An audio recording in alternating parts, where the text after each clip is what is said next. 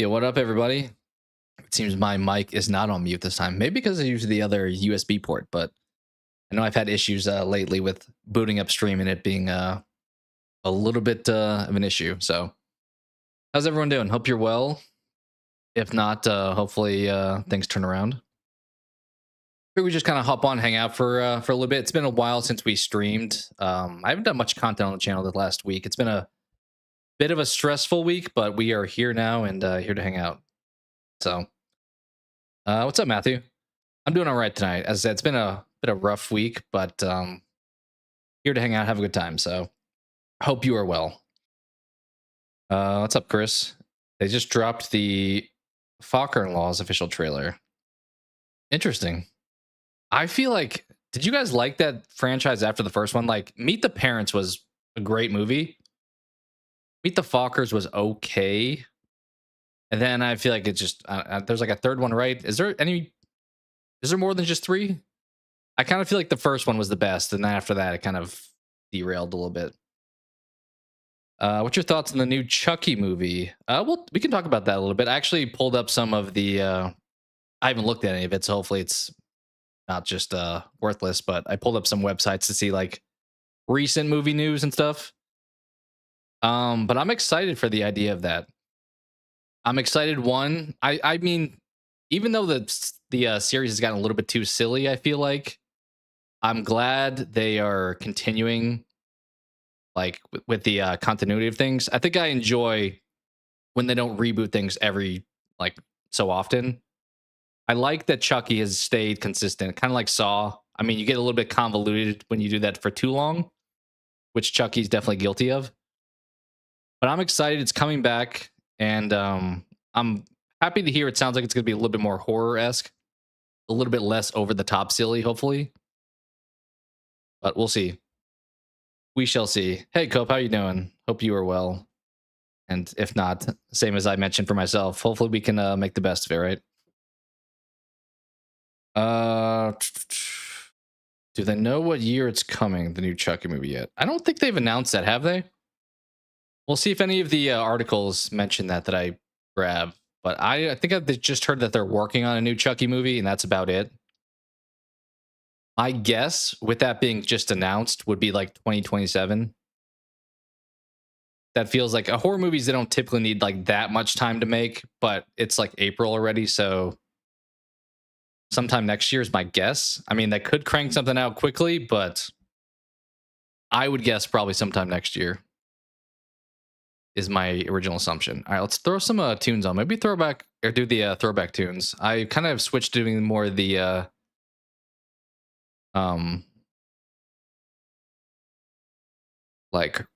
retro sounding ones. Let's do the old school ones though.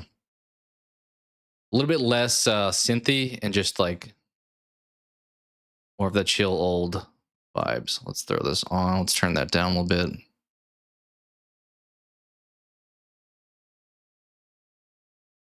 Is that gonna be too loud? Hopefully not. Let's turn that down. All right. Hopefully that volume's okay, but just as some background music to be playing. All right, let's grab some of the articles as I mentioned, and then I'll talk about some of the positive is because this week's kind of sucked. I watched a lot of like, I want to say like bad or like movies that I wouldn't necessarily overly recommend. Some of them were okay, but I felt like I was in a vibe of like, I don't know if you guys ever have the feeling where you're not feeling great and you don't want to watch something that's gonna be like the best movie. You're like, just put on some background stuff that's kind of like almost background noise. But I was kind of vibing too with recently like summer of '84 Disturbia-esque style movies where it's about like, I feel like more of those have like kids, but it's like next door neighbor creepy like guy at some point. And I've watched a few of them that were kind of in that same vein, but for some reason I've been recently into that like style of movie where it's like kind of coming of age but also a little bit of horror as well. Let's see what news wise, as I said, I haven't looked at any of this, so maybe it's gonna be nothing exciting. But let's check what's going on with news updates. Make my camera probably a little smaller, something like that. Just grabbed a few websites here, so let's see if there's anything worth kind of talking about. I know Chucky got mentioned, so that'll probably be on here somewhere. Passenger trailer. Oh, this is the one with the is this the one with the guy who like goes to the bathroom as they pull over and then he comes back and his friend's like dead and he starts driving? I've seen the trailer to this in theaters, I think. It seemed interesting. If this is the movie I'm thinking of. This picture looks like it is that. What else we got down here? Insidious. I didn't watch this trailer yet. Have you guys taken a look at the new Insidious trailer? I think I'm a little behind on Insidious movies, to be honest. I think I've only watched 1 and 2. Also, this is a terrifying. This looks like the Ariel Monsters creature. But I don't think I watched, what was it? The Red Door? Something like that? I think I'm a little behind on Insidious. Okay, I can click on let's see. I made a post about this the other day, but I don't know if there'll be a date in here. I don't think there will be. It just mentions it's going to be kind of like the old school like Curse of Chucky, where it's like more horror and less like slapstick humor. Yeah, it just says stay tuned. My guess is probably next year, but we'll see. Currently working right now on night shift. Doing okay so far. Start playing Infamous 1 after playing with your PS3. Nice. Well, hope you're having a decent time on the night shift. I know that could be some people love it, some people do it because it's kind of what's available, but hopefully you enjoy it. Glad to hear you're doing okay, at least so far. And Infamous 1, I think Second Son, that's the name of that one, right? That was on PS4, is the only one that I played. I don't think I played any of the PS3 ones because I was on 360 at the time. But I'm glad you're enjoying it so far. Haven't seen any of the Insidious movies, really? Oh, I'd recommend watching the first 2. They're pretty solid. I mean, I kind of lump that and The Conjuring together a lot, but both of those, like The Conjuring 1 and 2 and Insidious 1 and 2, worth checking out. I think they're a good time. What else we got here? What is this? I'm kind of curious what this picture is. Oh yeah, Exit 8 came out. Has anyone seen that yet? I think Rusty mentioned he was gonna check that out. It's like prime time for video games to be in movies right now, especially like a lot of the indie horror games feel like they're very much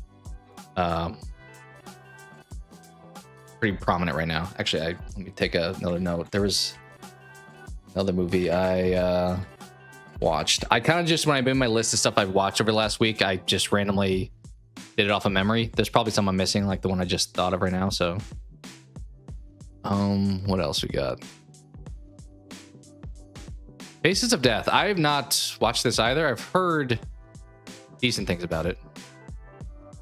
Can't wait for the Backrooms. Yeah, I'm not like huge into the Backrooms lore. Like I get it, but I've never like really played the games too much or dove into it. But I will say the trailer looked great.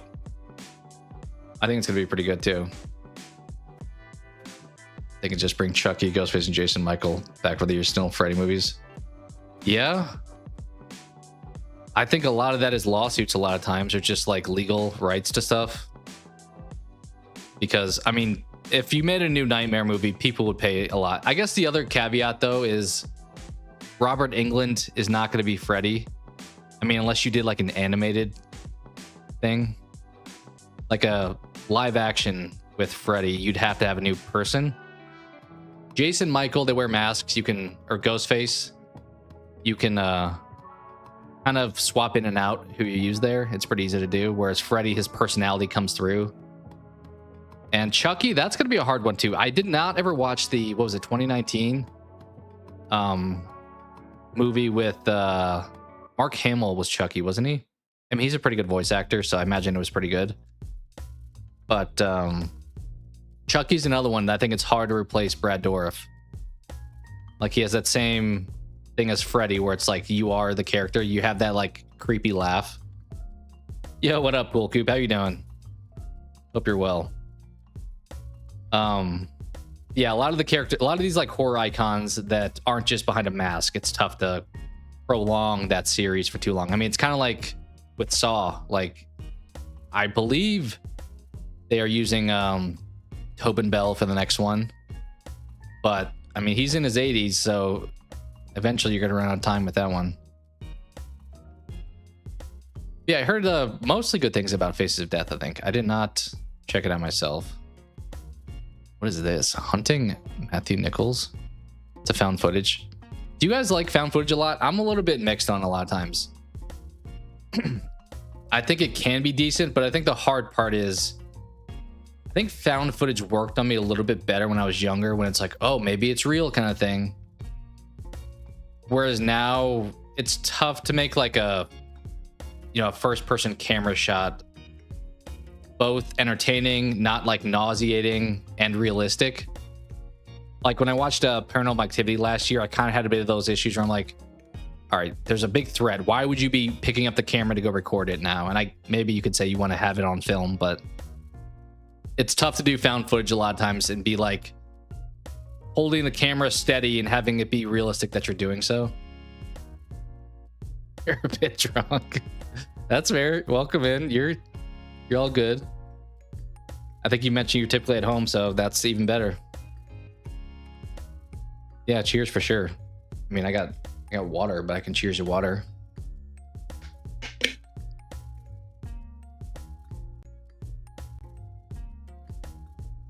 But yeah, I don't know much about this one.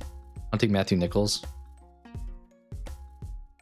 I think I appreciate found footage for being typically like lower budget, but sometimes it's hard to execute on. Like, did you guys like the I haven't really watched any of them, but the VHS series, isn't that pretty popular? Oh, I haven't watched this either. I probably should have, considering I said I watched a lot of like debatably bad movies this last week. This one I debated watching. Have you guys watched Thrash?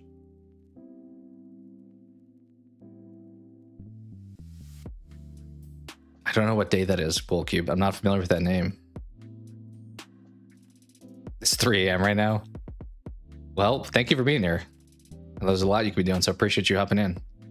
You did watch Thrash? What'd you think?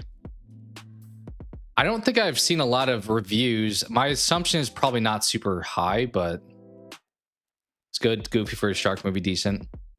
I mean, that's kind of what you expect with a lot of times with like a shark attack thing. It's like, it's kind of how I felt about Crawl. Crawl was pretty good though. The alligator one. I mentioned I reviewed Under Paris a couple years ago, and I was not as high on that one. I feel like they had a bit of a tonal problem though, where it's like trying to take a serious matter of like global warming and stuff, and then also be like a goofy shark tearing people apart with CGI movie. From Hospital? Oh. Well, hopefully that goes all right, man. It sounds kind of serious. But yeah, hopefully that goes all right. Short and sweet. That's kind of what you need with a shark movie for sure. Yeah, I liked Crawl. Crawl was solid. I feel like it gave you that like claustrophobic feeling when they're like in the house in the basement area. Shark movies, I feel like, are in that weird territory where it's hard for them to be like a really good movie, but they're typically also not like the worst thing ever. Like, you can have a good time. It's kind of like The Meg, where it's like, this is an absurd movie, but it's fine, I guess.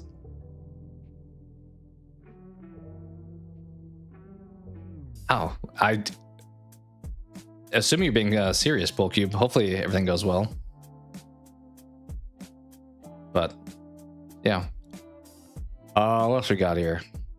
So it sounds like you say probably check out Thrash. I may throw it on at some point. The Yeti. What is the Yeti?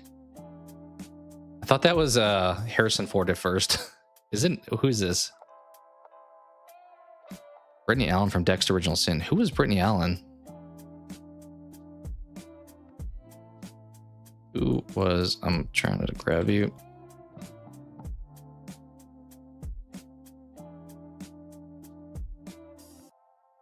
Was she the one who played Laura Moser? Dexter's mom. I assume that's who that is. Huh. I don't think I've heard of the Yeti. Was it in theaters or did it could just go straight to digital? I don't know. Yeah, what up, Keo? How you doing?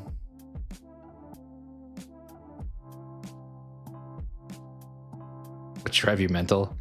I mean, everyone's got their problems for sure, but hopefully whatever's you're getting treated for, hopefully that goes well.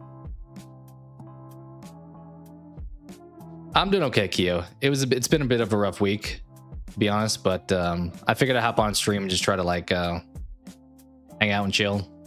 So, but how you doing? Hope you're well. You good? Good to hear. What is the Yeti? Are you guys even familiar with this movie?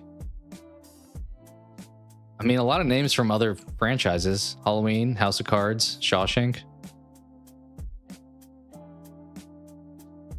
The Caretaker. Tubi is a pretty underrated service, I will say. I can't remember if there's something I watched on there that I didn't write down. I know there's a movie I started to watch on there that I didn't finish that I did write down, but Tubi's got some pretty good stuff. I kind of question how long it can last because it's free, you don't need an account, all that stuff. It's kind of one of those things where it's like sounds too good to be true, and normally that means like it's not going to last forever, but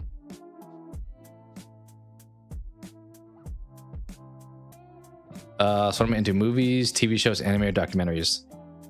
I would say all of the above. Probably not as much documentaries these days. I feel like because a lot of times documentaries are kind of depressing, if I'm being honest. Like a lot of them are like the Netflix ones, a lot of them are like serial killer documentaries.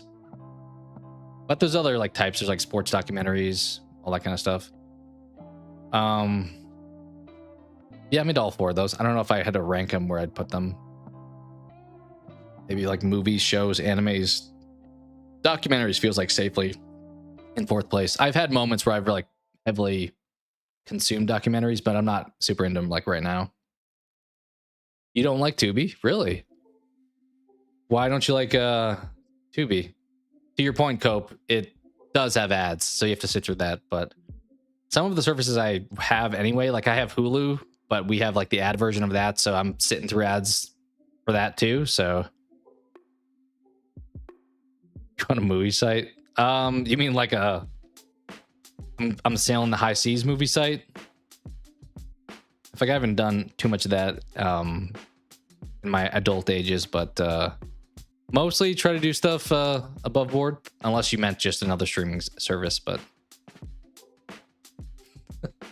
I'm probably okay. I mean, I don't know if anyone else in chat is interested, but it's very good. Watch them all. Which in my list, like in the ones I watched the last week, you're saying, or just in general?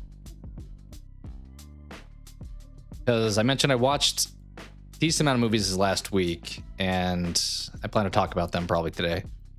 I probably missed one or two because as I said, I just thought of one as I've been streaming. So yeah, the ads are an issue. If that can kind of take you out of a movie a lot of times, where it's like, I mean, there's like commercials on regular TV, but it does suck when you're like immersed in something, then suddenly you get an ad, you're like, well, that took me out of it. All right, what else is on Bloody Disgusting here? Tales from the Crypt.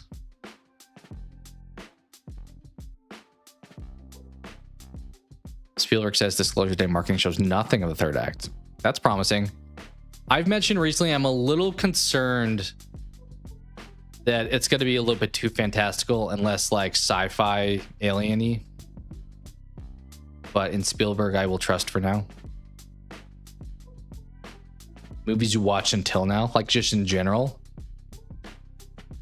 Oh man, I'd have to like make a list of that probably. I did a short one time where I talked about underrated, I think it was like 90s kids movies though. Just underrated movies in general, huh? Do you want them to be obscure? Because there's like underrated ones that are probably like popular. I guess then they wouldn't be underrated. But you gave Thrash a 7 out of 10. That's pretty good. That's pretty good. I guess it depends too. Do you, because like a lot of times I'll try to view more 5 as average. Do you think 7 with 5 being average is where you'd rate it? Or because like a lot of times movie outlets or like game stuff, 7 tends to be average, which I get. You don't want to give something like a low score, but 7's pretty good. Just give you 1. Do you have a genre preference? Like, you want to do horror, comedy, action, a mix of multiple genres? Yeah, Cope's got some answers there too. I don't know Blue Valentine. Sci-fi? I mean, my go-to, because it's in my top 10 movies, literally, is like The Faculty. Have you watched The Faculty? I will say it's an older movie, so if you haven't watched it, you may not have the nostalgia that I have for it, but I would say it's an underrated one. Idle Hands, Dogman, As Above, So Below. I don't think I've watched any of those, actually. I know of Idle Hands and As Above, So Below. The other two, I don't think I've really even heard of. Oh, you also like Blue Valentine? May have to check that one out then.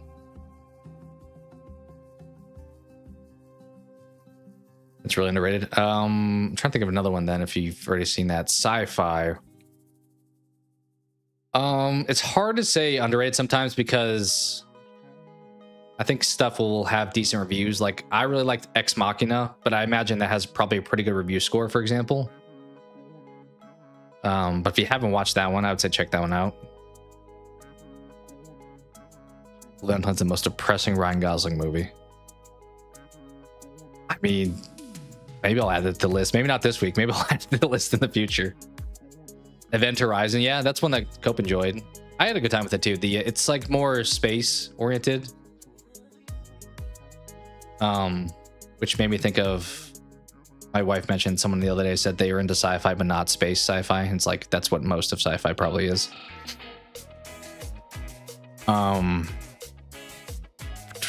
But yeah, it's got Sam Neill and Lawrence Fishburne. So pretty good stars from that era. John Wick franchise. I've only ever seen the third one, and I liked it. I didn't have like the background of the first two movies, but like the violence was pretty cool. Like, he's constantly just obliterating people. Sunshine? I don't know if I know that one. I know Eternal Sunshine of the Spotless Mind. I know Little Miss Sunshine. I know Moon. Just kind of the opposite of Sunshine a little bit. John Wick is great. Favorite's the second and third one. Yeah, I probably should watch the other ones, but I've only ever watched 3 because it was like on TV and I was like, let me see if I like it at all. Cillian Murphy movie, Trying to Reignite the Sun. Huh. No, I don't think I've watched that one. Sounds interesting. Let me see. I don't think I have. Sunshine movie. Does it have Chris Evans? Is that who that is? It is Chris Evans. Michelle Yeoh. Rose Byrne. Okay. Some pretty big names. Danny Boyle. That's the dude who did 28 Years Later, right? Benedict Wong. Yeah, it's a solid cast here. Let's see pictures. I don't think I've ever watched this. Yeah, I don't think I've seen this. Worth checking out then, I'm assuming. Third one's Total Violence. Yeah, I would say that's kind of what it felt like. It is pretty much Total Violence. I should watch from the first. I mean, I would probably get the story more. I know I've heard stuff about like somebody kills his dog maybe or something, but I probably should check out the series at some point. The movie coming out in August. What movie? Pool Cube. So underrated. I'll have to keep an eye on that one too. That one movie that you and Rusty have mentioned before, I like constantly will check streaming services and I don't see it on there. Identity? Is that the name of it? If that ever comes to a streaming service, you guys let me know and I'll watch it, assuming I have that service. Pandorum, also underrated. I don't know if I heard that one either. Cope's got the more of the deep cuts for you, at least the ones that feel like a deep cut for me. The Core. I don't think I've seen The Core. These all sound like very sci-fi names, though. Oh, Insidious Bullcube? Yeah, we talked about it a little bit. The, where's it, up here that we saw that? Yeah. Have you watched the new trailer? I've yet to watch it. I'm on streaming on and off. I'll have to keep an eye on it then. I've looked, like, when I've looked, I've not seen it on anything. I'll just, like, Google that, and you can filter by, like, where to watch, and it's like, do you want to buy it? I'm like, probably not. We always see space movies. What Core's different? Huh. Let me see what that is, too. Let me look that one up. Core, huh? Okay, reviews aren't that high, but maybe underrated. Okay, it's got Aaron Eckhart, Hilary Swank. It's weird seeing this guy. Also, actually, kind of both these guys. Isn't this the dude from, is he in Eurotrip? What is he in? Road Trip, that's what I was thinking of. It's got the guy from Road Trip in it. I don't think I could take him seriously in, like, a role. I feel like he's just pure in comedies in my mind. DJ Qualls is his name.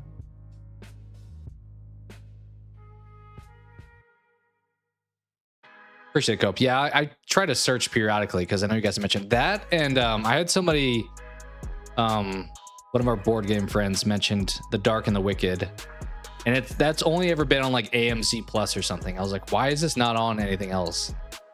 As something I need to watch. It's about a ship going to the center of the Earth, and that checks out the name. The Earth's core. A lot of those like travel, like, I don't know, Apollo 13, Armageddon things. I'm like, yeah, they're fine. They're good. They're quality. But it's not like always the most exciting to me. Enormous for on Tubi and other things, just to say. All right, let me see that one. I'll look that one up too. Endorum. We got on this one. Anyone that I would know? Dennis Quaid, Ben Foster. Okay, those two. Is this the dude from Never Back Down also? Kim Gigit?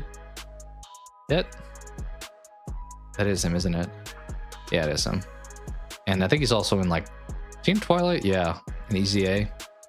Norman Reedus? I don't think I've seen Norman Reedus really in anything other than Walking Dead and Death Stranding.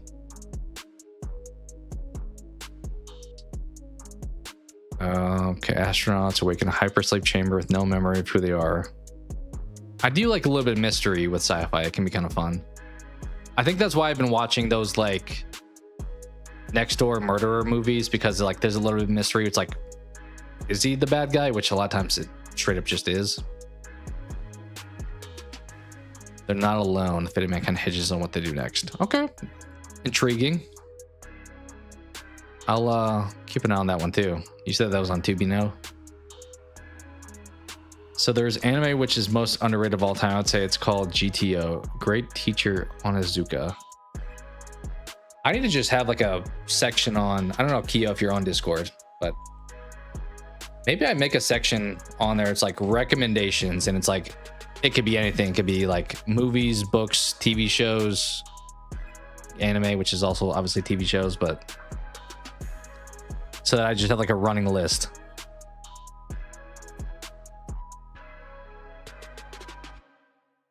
%100% do that. Yeah, I probably should. I mean, I'll feel bad if I don't get to everything in like a timely manner, but it's helpful to have like ideas from people for sure. That'd be good. Yeah, I think I'll probably add that. I guess I should. I'm bad at plugging that in the stream too, but let me grab the link.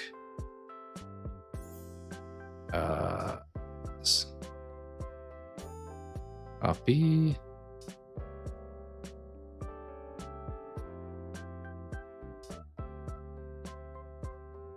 Let's put that there and pin it. Oh. For anyone who hops in who's interested in joining. All right. Don't watch a trailer, just watch the film. I'll keep that in mind. Haven't watched Core since you were 13 when it first came out. A lot can change between now and then. Forgot to mention, I finally finished season 4 of The Boys. Oh, nice, yeah. Ready for the final season then. I think I'm 1 season behind. I've either watched 3 or 4 seasons of it. I know I'm like way behind on Invincible. Yeah, and like pretty much all the stuff on Prime that I watched briefly, I'm kind of behind on.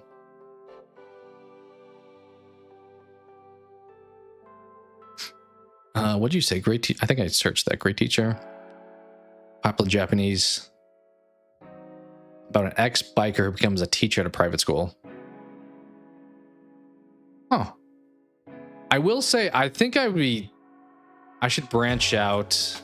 I mean, maybe this is shonen also. I feel like pretty much all anime I watch is like shonen. This is in Weekly Shonen Magazine, so it probably also is shonen, but it seems like a little bit more story driven and less like pure combat, although maybe there's a little bit of that here.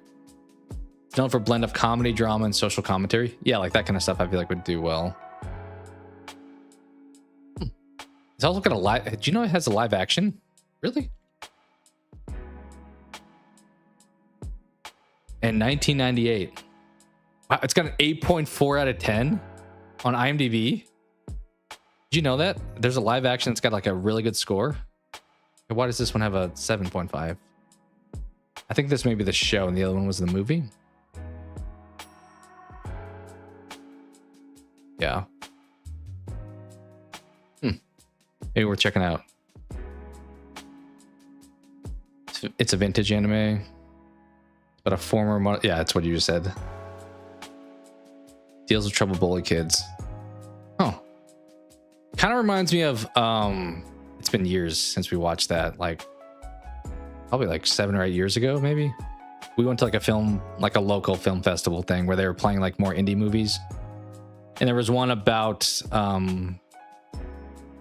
I feel like it was in like this troubled school, just like teaching the kids and stuff. It's pretty interesting. This year, I've been keeping track of all the movies I've been watching, giving a score. Some are new to me, others are new. Gotcha. Up to 25. That's pretty good. I like intended originally, because I made like a Google Drive, like Excel doc of like movies with scores that I reviewed. And I'm behind on keeping track of that, even with movies I've made videos for. So I need to get probably back on doing that a bit. That's why I liked back in the day. There was like a website. It was kind of like probably how Letterboxd is today, where I had like my, every time I watch something, I could just click a button and be like, oh, 7 out of 10, stuff like that. But I don't have that today. Maybe I should make a Letterboxd, but I still kind of stand by. I really want one platform for like all things, like movies, shows, games, books, music. Make it so I only need like one account somewhere instead of having like an account for every different like hobby. You're about to crack open a monster. You said it's 3 a.m. for you? Be safe. That's all I could say. Be careful. That sounds like you're in for a longer night. That sounds like you may even be in for like not a night. Got distracted with TV shows. Yeah, I was debating watching some this week too. I don't think I did. The nice part about shows is if you find something you like, it like obviously lasts a little bit longer. So show wise, I don't think I've watched a whole lot. I did start watching that like DTF St. Louis show. I need to catch up on it. I watched like 3 or 4 episodes, which I thought was just okay. I mean, One Piece was incredible. I've been rewatching Demon Slayer, but I haven't watched a ton of shows lately, I don't think. I think a lot of times when I watch TV shows like that much, it's because I just like got a new streaming service and I have not like either had it ever or had it in a while. So there's like a lot of catching up to do.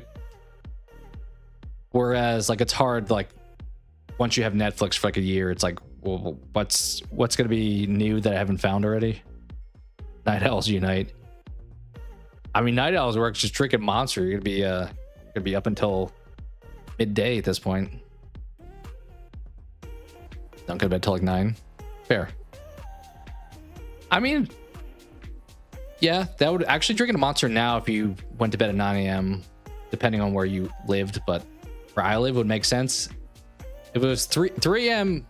to 9 a.m. is about the cutoff. Like, I feel like maybe you can have like one drink if you plan to stay up until 9, because that's like 6 hours. But any closer to the bedtime, kind of running a tight ship. 3:20 a.m. I'm thankful that you were here.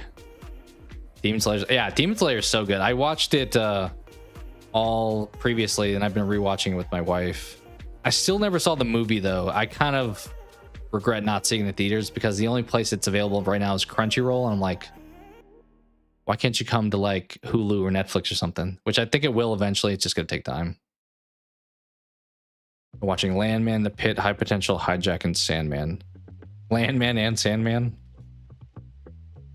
I think the only one of those I really know is The Pit, which I'm personally not interested in the subject matter, but I've heard is like really good.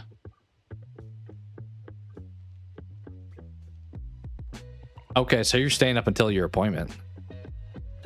In that case, maybe Monster makes sense. I mean, I would debate it may make sense to get some sleep before then, but if you're not going to anyway, then sure. As long as whatever treatment you're getting, it doesn't conflict with. What else? We kind of slowed down on these websites. Kristen Bell star in Violent Night 2 as Mrs. Claus. Okay. I didn't watch the first one, but that's cool. Forbidden Fruits. Don't know that. Monitor. I heard of this one. It looks pretty cool from the picture already. Like the lighting and stuff looks cool. What's the plot here?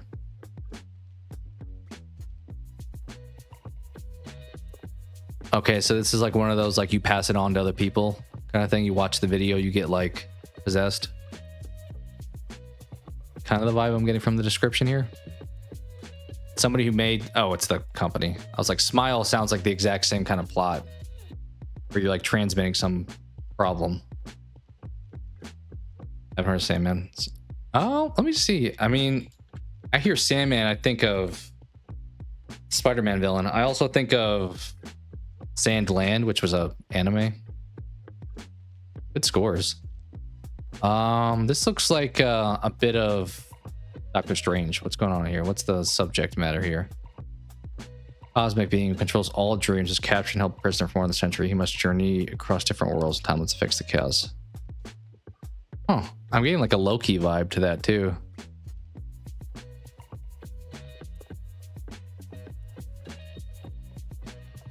Could be good. I mean, the reviews seem like it imply it's pretty good. Is it still going on now? I'm assuming season. What's it say? Season 2 probably came out last year, maybe. Yeah, last year it looks like.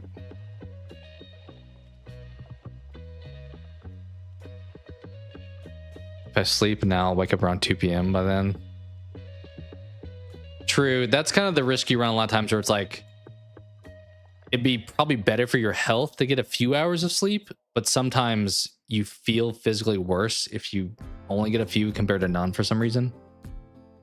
At least for like a 1 day amount of time. Based on graphic novel. That also probably sounds like it looks pretty cool. Like that looks like it's very like space sci-fi kind of thing. I think a graphic novel would look awesome with like this kind of ambiance to it. Season 1 and 2 only. Are you ahead in the graphic novel compared to the show then? Yo, what up, Brian? How you doing? Hope you're well. I did see the other day that the creators of the One Piece live action, not to go on a tangent, but it made me think of that. I think it could be like at least 8 seasons, which is impressive, but I think it's performed well, so no reason not to. I think people were worried because the One Piece anime is like almost 1,200 episodes. So you can't have a live action version of that last that long because these are people that are going to age over time. Widow's Bay. I don't think I know that one.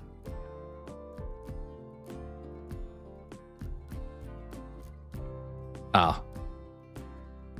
A lot of times that's a way to kind of get into stuff like that. Like I've debated getting the Invincible like comic books because I've liked the show. Which I know a lot of times people are like defensive of like the way they consumed it first. They're like, oh, that's not as good as the books and stuff like that. That's kind of how I felt. Like people very much, I felt like gatekeeped Ready Player One when that came out.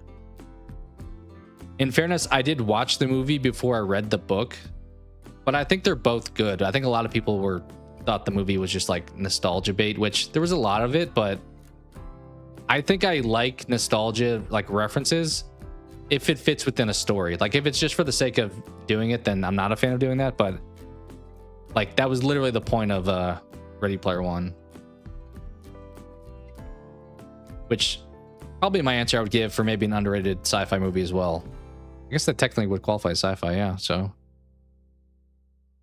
doing well, been working on Discord alternative, peer-to-peer encrypted, decentralized mesh network type deal. Huh.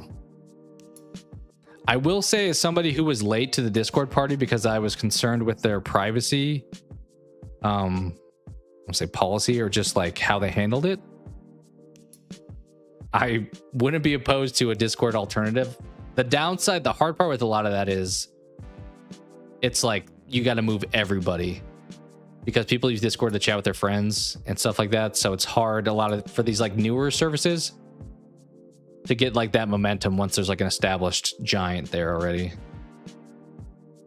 You read all the Invincible comics? Yeah, they look pretty good. Like the show, I've only watched season 1 in fairness, but it was pretty great. So I imagine the books are pretty good too. Really good storytelling. If you're interested, watch at least the first 2 episodes before stopping. Oh, of Sandman? I'll keep that in mind. I know there's a lot of One Piece is one of the shows, the anime, where people are like, you gotta watch the first 300 episodes, then it gets good. It's like, what do you mean? That's like 10 different shows I could have watched in the meantime. This is Fire and Forget. My target demographic is friends for now. Okay. Gotcha. Slowly rolling it out. I mean, that's kind of what you have to do. Even something like as massive as Facebook was like started off with like Harvard and stuff like that. I've been caught in moments of the show as I was watching and he ended up wanting to watch the whole thing. That's normally a good sign of, or a sign of a good show is when it's like somebody who's just casually viewing over your shoulders gets into it just from like standing there for a few minutes. Same, and yeah. I'll keep an eye on that. Maybe I wish I had Netflix pulled up. I will probably make that Discord thing later. Okay, we got Funko Pops.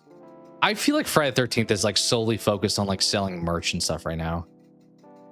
Like even that movie, that short film they made with like the Angry Orchard stuff got taken down. I think it's probably because of, I guess, is Angry Orchard, but I feel like they really promoted the like toys, the shirts, all of the merch before we actually get like a movie. It's like, hey, new Jason design. It's like, all right, cool. What movie? And it's like, there isn't one, just for new design. It's designed to work without you. Huh. Okay. Interesting. There's probably a few websites that do that kind of stuff today. Kind of makes me think of like Video Ninja, where it's like not exactly the same as that, but it's not like an actual like controlled service. Like anybody can just jump in, like join a group chat. All right, The Mutant. What is this? The Terminator meets Mad Max. Intriguing. You have my attention. Seal Truth update. Okay, this is, I don't know, Bloody Disgusting did video game stuff.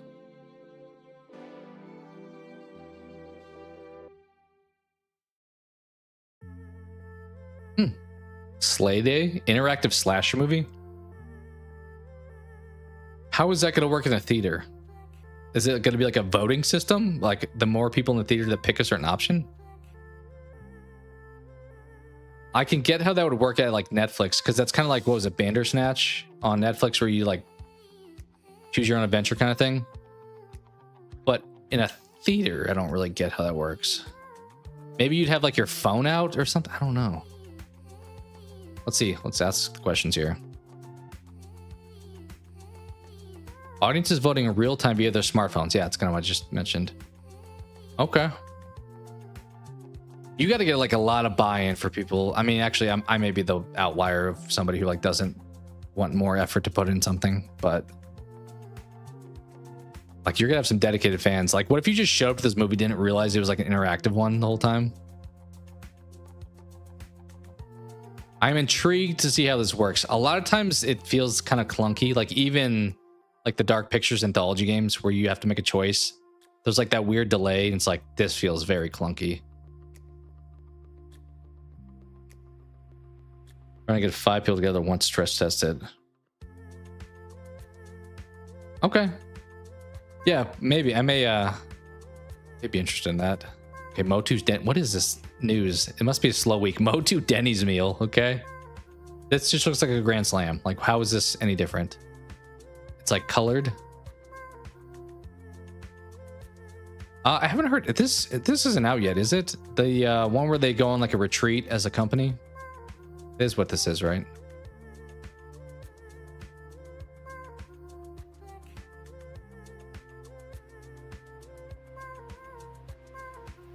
Am I thinking a different movie? Saw a trailer for the one I'm thinking of, but this is in Germany. I don't think I'm thinking of that same movie.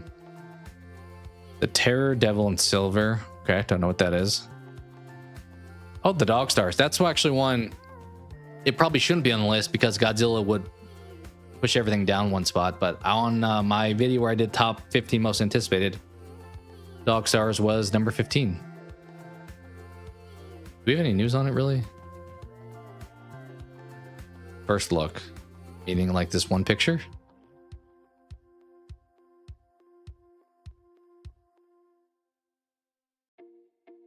Pretty much.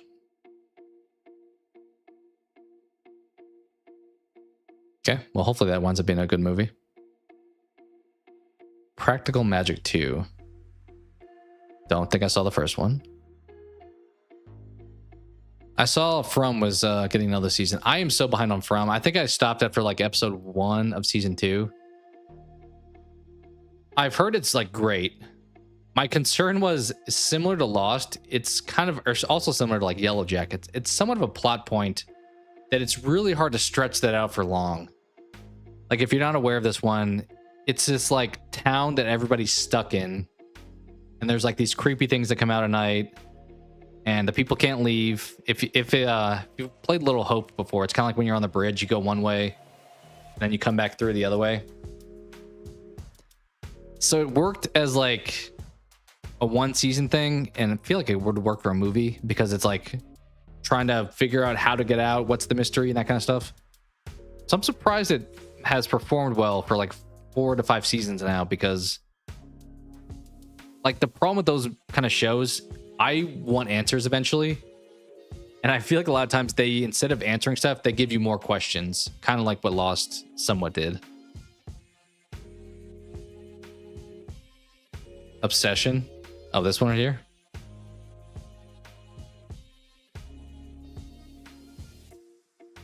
I don't know if I know them.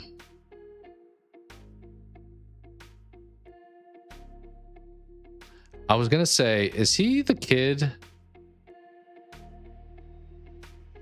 of, I think he may be, or no? Let's go to Wikipedia.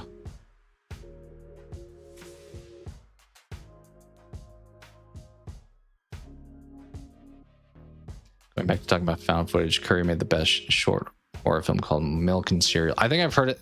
I think you mentioned that one previously. Yeah, this one. Did I wind up watching? I may have wound up watching it. Was it on YouTube?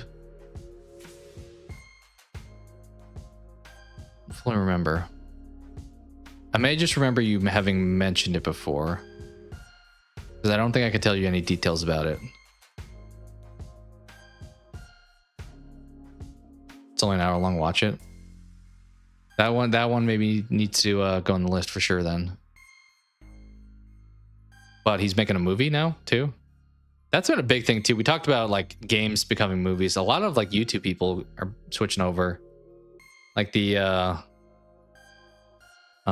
Bring Her Back guys, or Talk to Me, whatever you want to refer to them as being famous for movie wise. Because it's epic. That's a fair reason.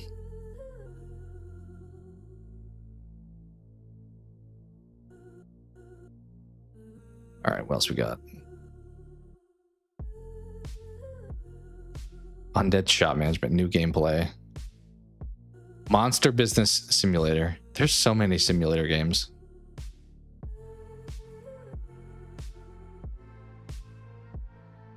Is that it? Have we gotten actually like a trailer for Resident Evil yet?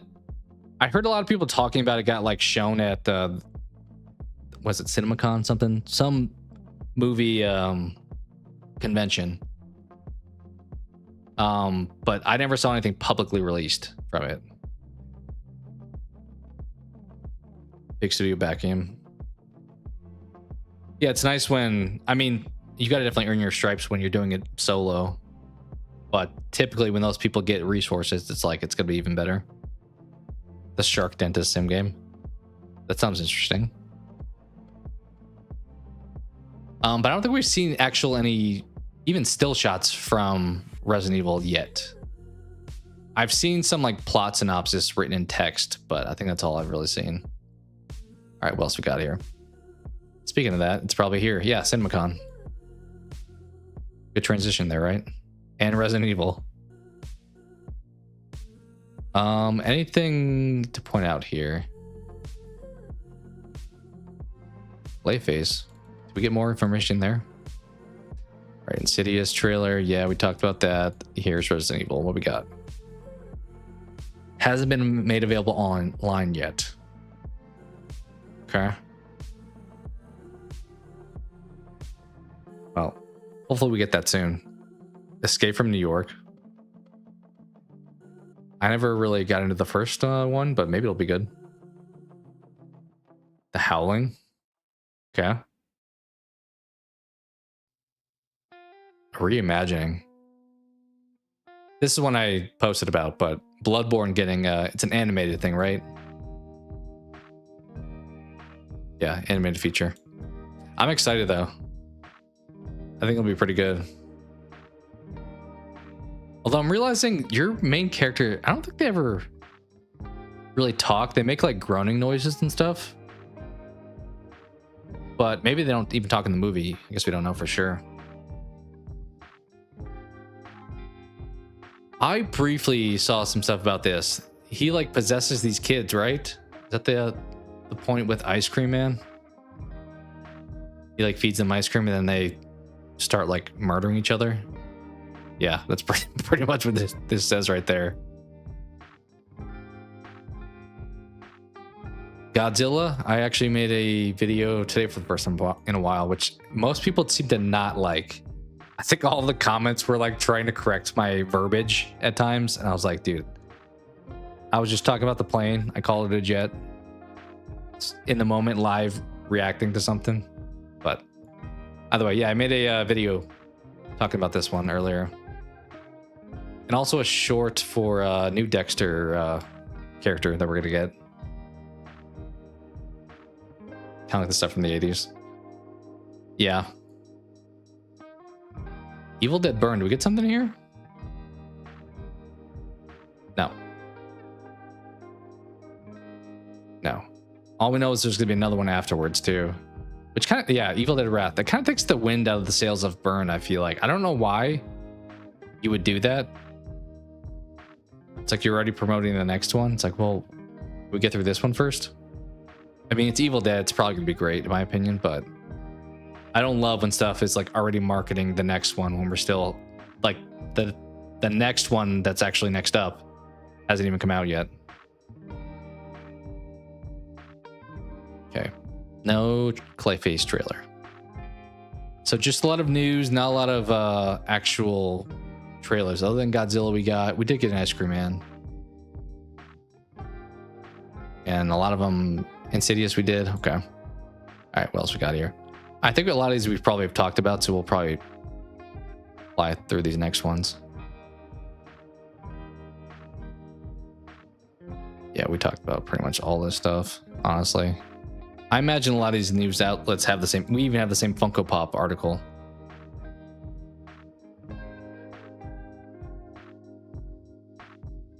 Yeah, this is more like an opinion piece there. I'm intrigued by that, though.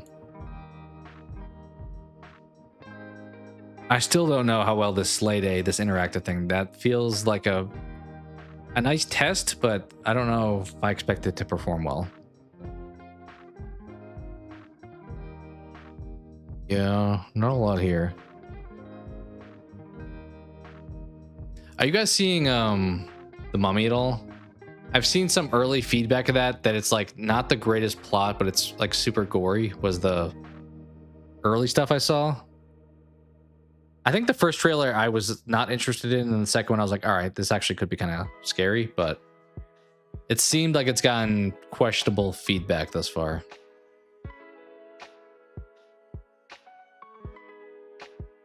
He's working on another movie already. He also has like the prequel to Weapons. Zach Kreger has got to be like one of the most popular like horror names right now. I feel like there's only a handful that I feel like really moved the needle, and I think he's currently one of them. Doesn't have like the largest portfolio, but the ones he has put out, people like really love.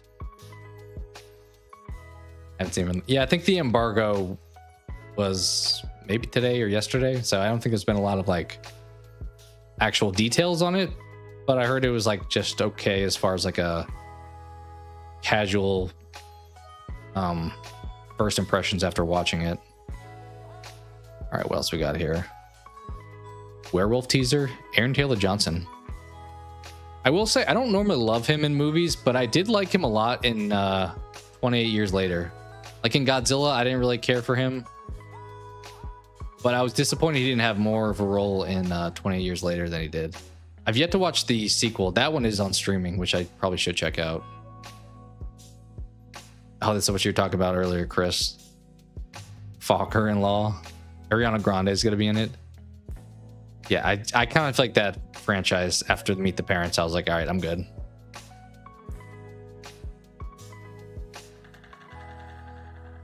Oh, Wahlberg's got a new crime movie. It is interesting how movie stars are like more so in TV these days than they've ever been. Like TV has got a lot of backing behind it. Did we get a new trailer for The Odyssey? That is one I'm really looking forward to as well.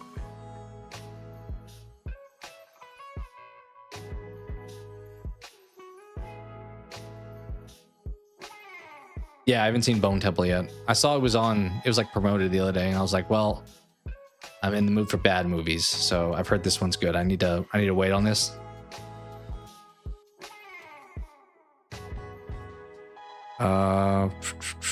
Spider-Man stuff. Oh, this is getting a release. I don't know if I knew John Cena was a part of it. I remember Warner Brothers was like wanting to just shun this movie, and fans are like rioting for it to come out. Game of Thrones movie. Do you guys like when like TV shows jump to movies or like vice versa? I kind of prefer when they stick in the same medium because it's just more of what I'm used to with that like sub-specific like IP. I think a lot of times when they jump to movies, it's like feels different for some reason. Or when movie switches to a TV show. Okay, not a lot here. Shyamalan and Gyllenhaal thriller has me intrigued. Shyamalan's kind of struck out a lot lately, I feel like, though. I am generally intrigued by his movies, but they're not always best, especially the endings. That's true. That is one I remember you mentioning, Peaky Blinders. What about the Good Omens final season, though? Is that... I don't know if I know Good Omens. Is that part of Peaky Blinders, or is that different? Supergirl comes out soon, doesn't it? I think it... the next couple months. I still haven't watched Superman, so I'm like way behind on the whole James Gunn stuff. All right, what else we got on this page? It's different, fair. Good Omens. Let me see that one. Oh, I'm familiar with this one. I don't think I ever watched it, but I believe I've seen the trailer for it. Yeah. There's a lot of like demon or like heaven hell related shows, I feel like, out these days. Like the one on, what's the one on Netflix where the girl like sees like demons at night? I watched like the first few episodes of that one. All right, Pool Cube, just be smart with what you pick, but you also take care of your health, whether that means going or staying home. I would say just focus on yourself. That's most important. Thanks for hanging out. Let's get season 3, but Neil. I think that's remember you saying that. Yeah. Yeah, I remember we talked about this one. Because they like they weren't on great terms, weren't they? Like the people behind the show. Or somebody got canceled, didn't they? One of the actors got canceled. Something like that happened.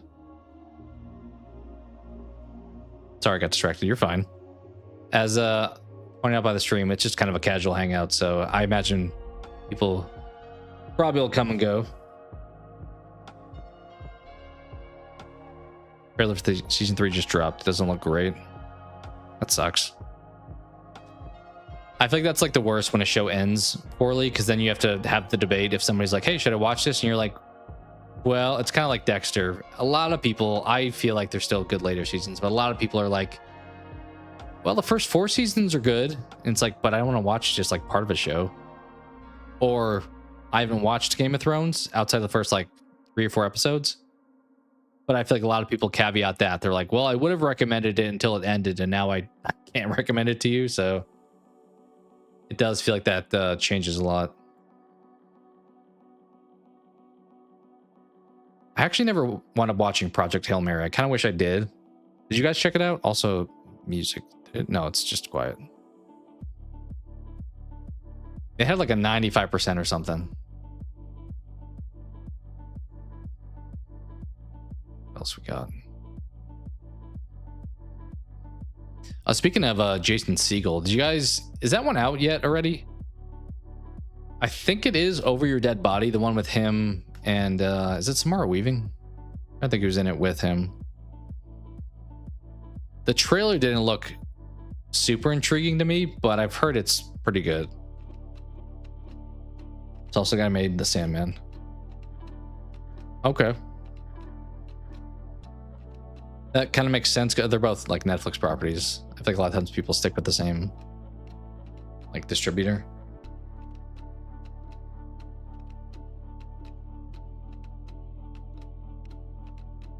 What else we got? That's ironic timing. Yep, The Boys. Anything else on here? 10 greatest vampire movie opening scenes ranked. Should we check that out before we dip out of this website?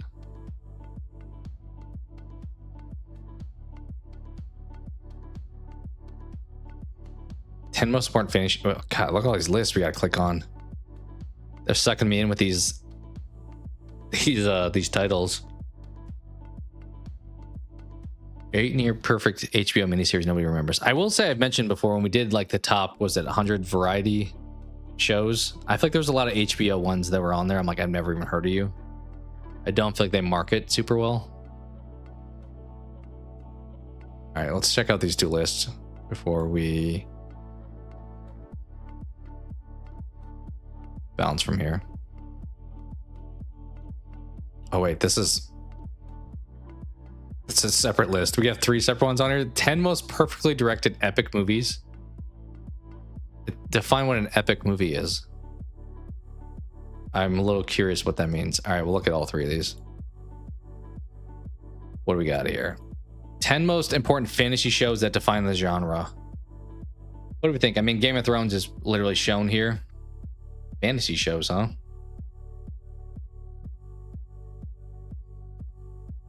Can't think of a ton, honestly, right now.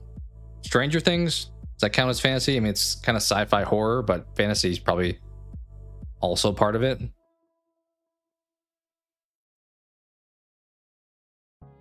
What other fantasy shows? I mean, I doubt like The Witcher's on here. I feel like people hated that show. I guess it depends how you define fantasy, because a lot of times I do feel like it's like dragons and knights and stuff.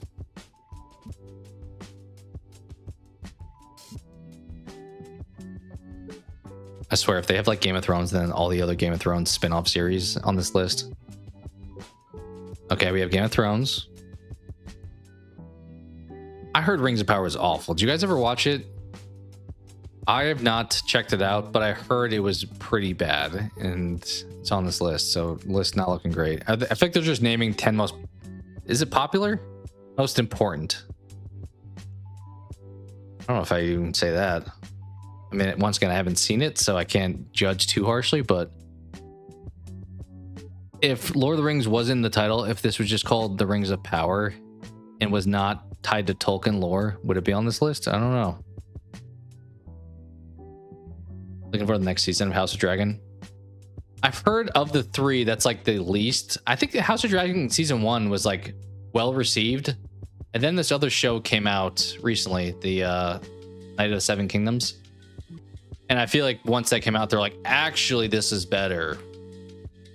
We liked House of Dragon until this new one came out and like took its place.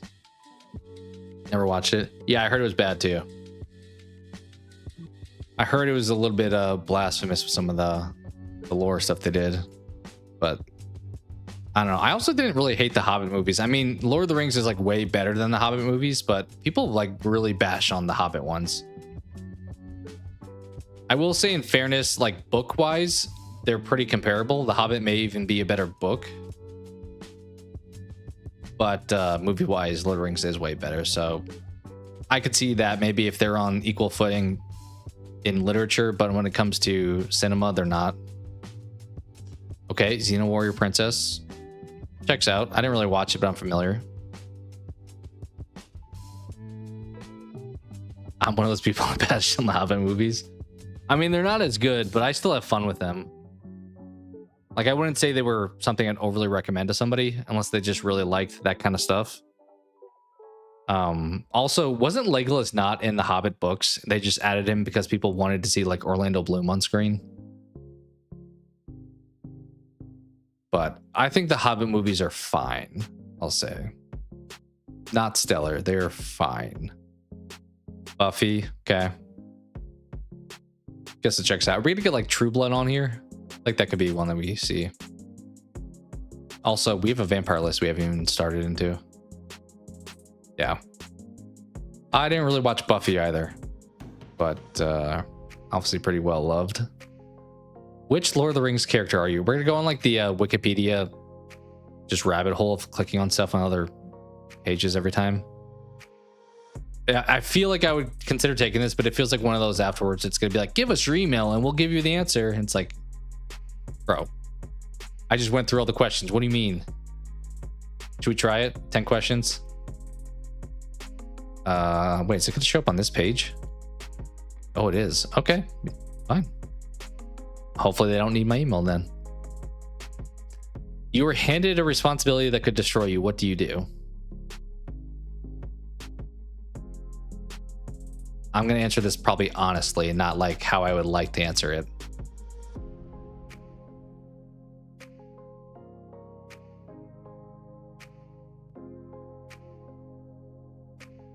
Honestly, none of these are like cowardly answers. I feel like I would lean more towards the one that was probably the most cowardly.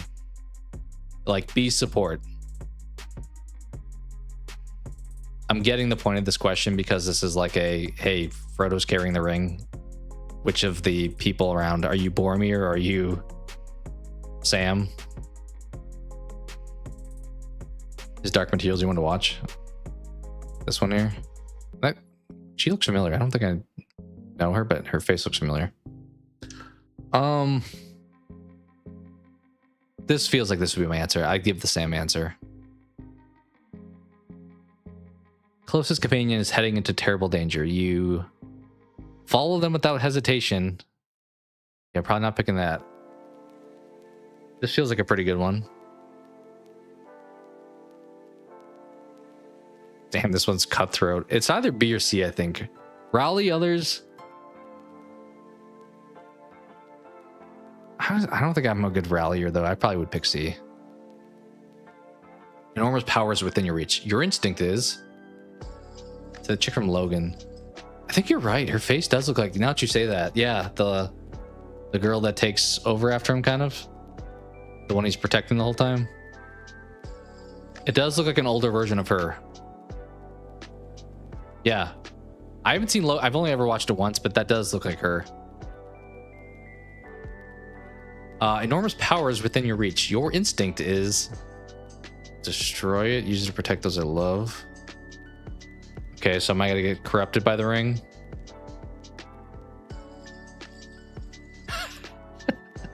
I love the D answers for all these. We'll say B. What does home mean to you? Okay, are you gonna live in the Shire or where are you going? Honestly, this sounds amazing. I would probably pick the Shire. I'm gonna wind up being Sam for sure by the end of this. One of the hobbits. Okay, it's a nice answer.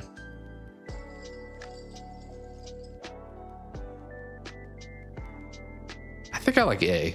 A sounds good to me. When a battle's upon you, your approach is...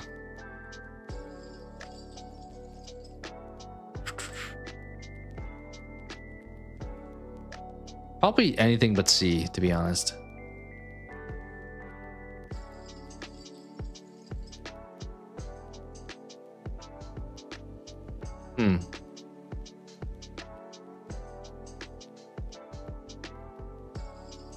Maybe this one. Okay, someone comes for advice. I mean, that feels like a good answer. I guess this is like giving them false hope, maybe, though. Oh. I mean, this is definitely false hope.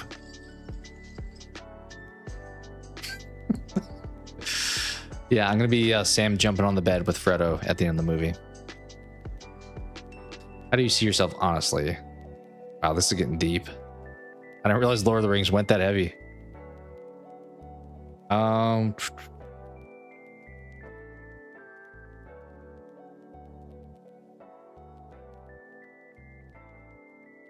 Honestly, I like C and D. I like the optimism. We'll pick C.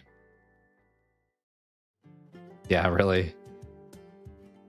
Which of these best describes your relationship with the natural world? Okay, am I going to be an Ent is the question here. This is a very... maybe dwarf answer? Okay, so I'm going to be an elf or Gandalf here. Elf or wizard. What is this, Smeagol? It feels like that's a Smeagol answer. Let's pick that one. Yeah, what up, Stephanie? We're kind of just messing around, to be honest. I plan on talking about movies I've watched lately. We haven't even gotten to that yet. I've kind of just clicked on links and been talking with chat. And we're taking a quiz now, kind of out of the blue, to be honest. How you doing? Thanks for hopping in. You encountered we're trying to figure out which Lord of the Rings character we are. You encounter a wretched, terrible creature who has done terrible things. Okay, so you see Smeagol. What are you going to do? Are you going to be Frodo? Are you gonna be Sam? You literally can see the answers, like the person behind the answer.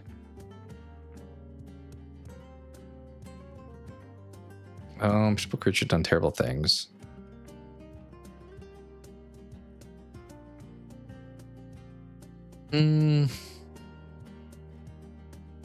A or B. Maybe more B. Just like be on your guard a little bit.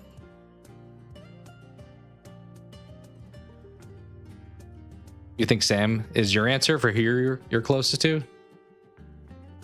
That's probably a solid answer for me too. Maybe one of the other hobbits. When the quest is over, the songs are sung. What do you hope they say about you? And came home. They did not die in battle. This feels like a Sam answer if I've ever seen one.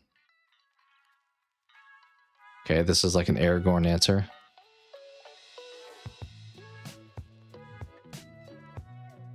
I feel like a lot of these are. This is like Frodo, Sam, Aragorn. I don't know. Smeagol there. It's got to be Sam, right?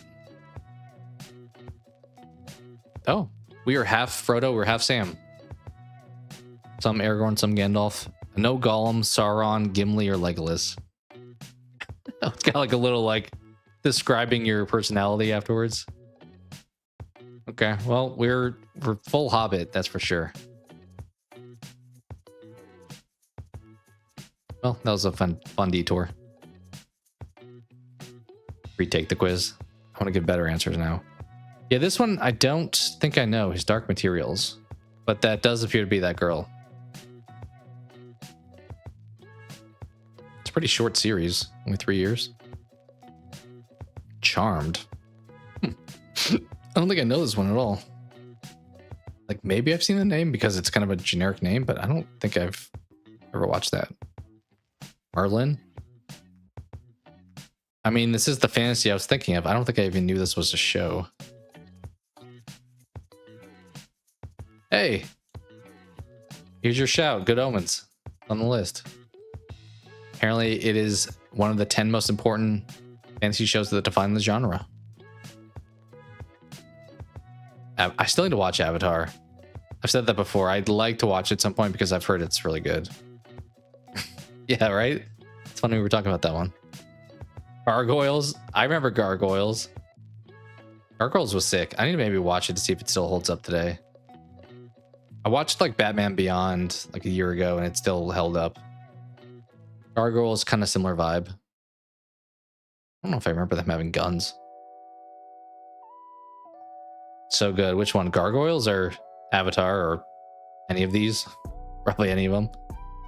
I mean, decent list. I was kind of surprised to see something like this on there. Honestly, it's a pretty deep cut, I feel like, for Collider did this list. It still holds up. It's pretty dark. Gargoyles was?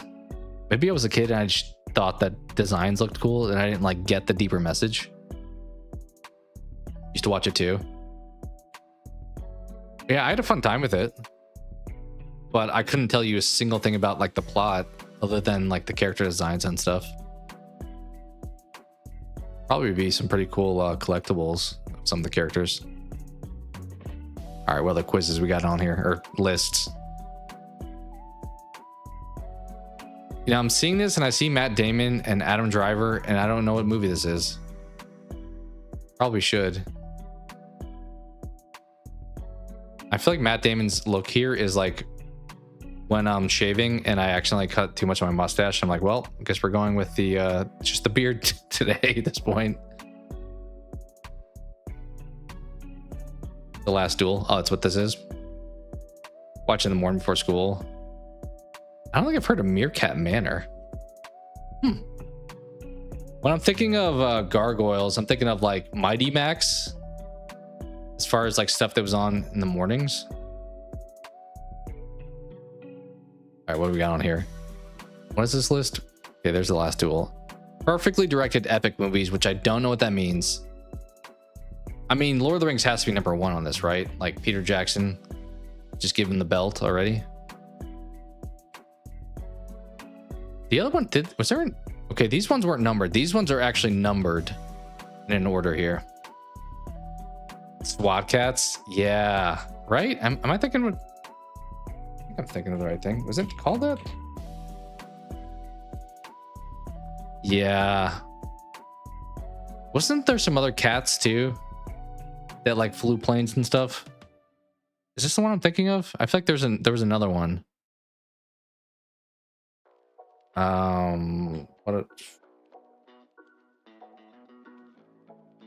Oh, you're good. What's the one I'm thinking of? I don't think it was this, but I think they were cats. Maybe it was this.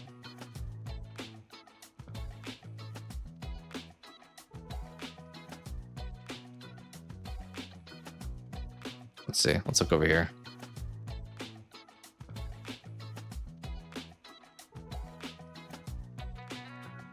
No, not cat dog. Maybe it just was SWAT cats. Yeah, I think that was just that.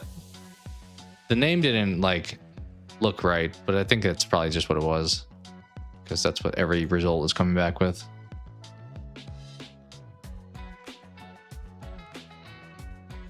Yeah, all those like morning cartoons were a good time. That's also when I watched Transformers, the Beast Wars version,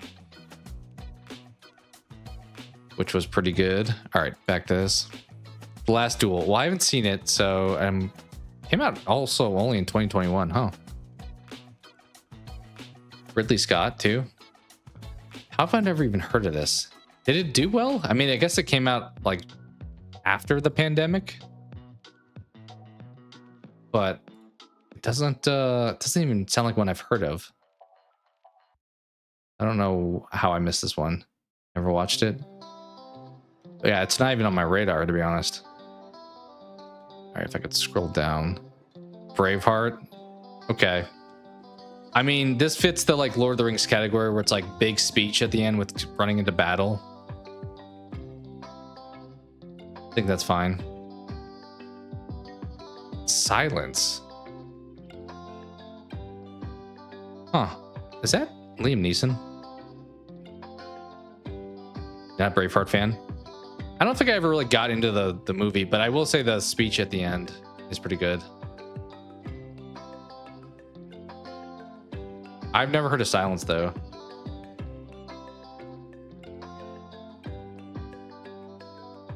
Another Adam Driver, huh? Jesuit priests. Interesting.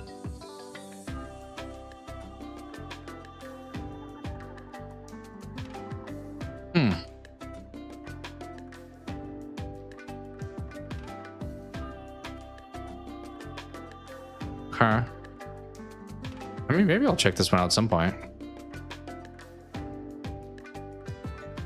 But I've not heard of it either. Never seen it, but you've heard of it. The plot is at least mildly intriguing. The Last Emperor, also have not seen.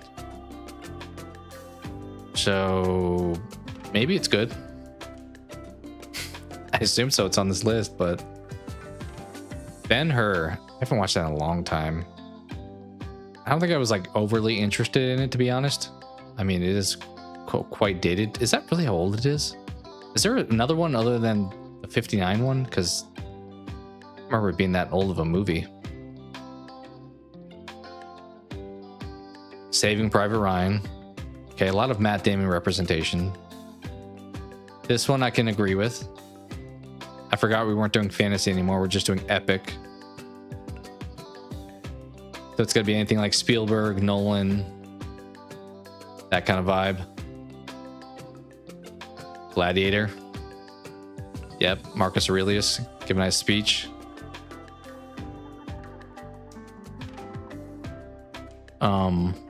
Another one that I haven't watched a whole lot, but it classic like speeches towards the end of it. Kind of similar to Braveheart.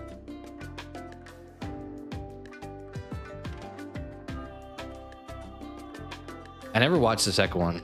That had what's his name in it, right? Denzel.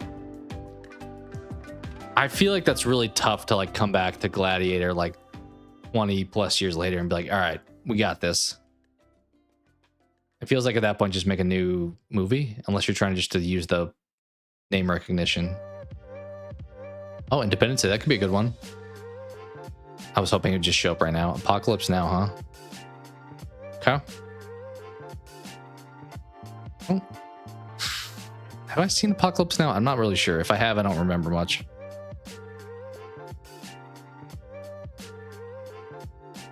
Seven Samurai. Honestly, that one came to mind when I saw The Last Emperor on here. Are we taking bets? Is Lord of the Rings going to be number one, or is it not? It's got to be, right? Seven Samurai is kind of a classic, and quite literally with 54 being when it came out. I don't think I've watched it since like high school, but it's fair potentially. I don't think I would probably list it as one of my favorites, but I recognize its place in cinema history. Yeah, right. Oh, we riding. Lawrence of Arabia? I don't think I've ever seen this. I mean, I guess if you want to say it's, well, most of these are based in historical true. I don't know The Last Duel. So if you want to say like Lord of the Rings was too fantasy, maybe that's why you wouldn't include it here. Lawrence of Arabia though, huh? Okay. I don't know, Collider. I don't know about that list. Fairness, I don't think I've seen it, but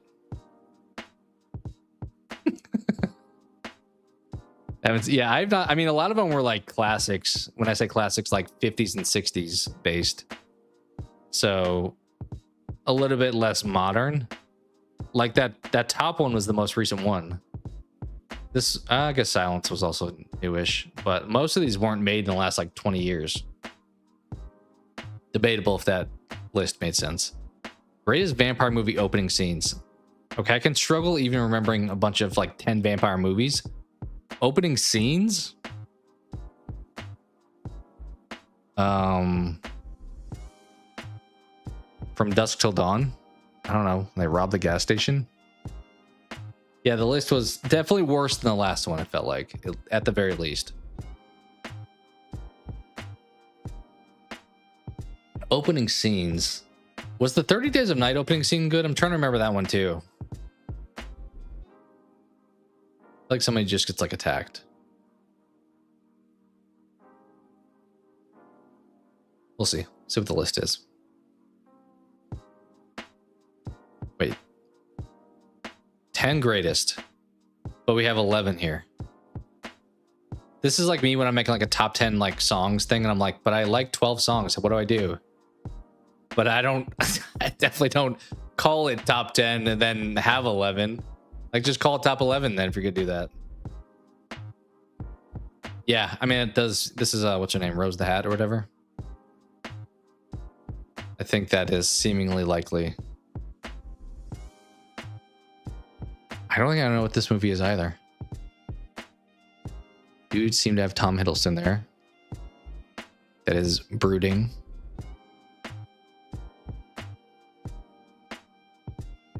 Well, this feels like something maybe not to watch this week. Maybe if I'm in a better mood. I don't think I've heard of this one, though. Okay, What We Do in the Shadows. Kind of figured that could be on this list. I've watched the show, which is more like comedy, though, right? The FX show. If it's still on FX. Is that what this is, actually? No, these are movies. When did the FX show come out? It came out like within the last 10 years, though, right? Similar time frame. Great movie. I don't think I've seen the movie, but I've seen parts of the show. And when I went to a convention one time, we went through like a whole like building of all the stuff for it. TV show's based on the film. Fair. That makes sense. Dracula. Also an example of what we talked about earlier when it goes from film to TV. I mean, sure, I don't remember the opening to 1931 Dracula, but it probably can be on the top vampire opening list. You would think he's the king vampire. All right, what else we got? Interview with the Vampire. Is that Brad Pitt? I don't think I've actually watched this either. I promise I watch movies. But a lot of these ones on these lists I don't seem to watch.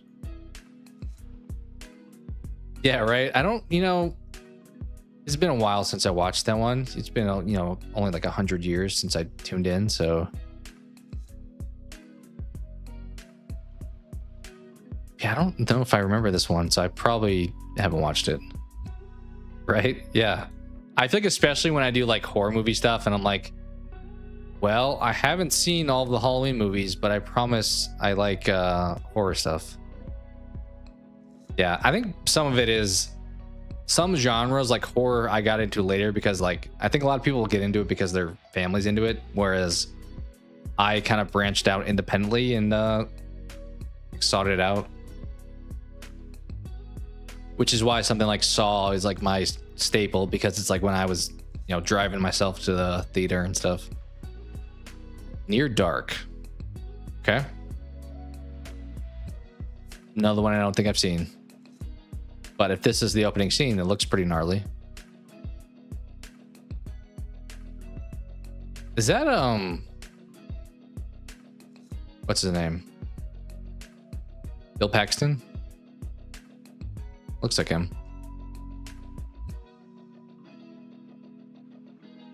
Fright Night. Okay. Have watched this one actually. I've really wanted to watch the remake because I heard it was also good, but it's not really been on streaming anywhere. Believe so. But Fright Night's pretty solid. Can't argue with that. My mouse wheel. I need to get some like compressed air and just like blast it in my mouse. Byzantium. I've never heard of this movie in my life. Did you guys see this one? I tried to scroll up. It went down. I've never heard of Byzantium. Yeah, what up, resident? We're just kind of chilling. And we're only looking at a list, but I plan to just kind of talk movies and chill, so. Yeah, I've never heard of it either.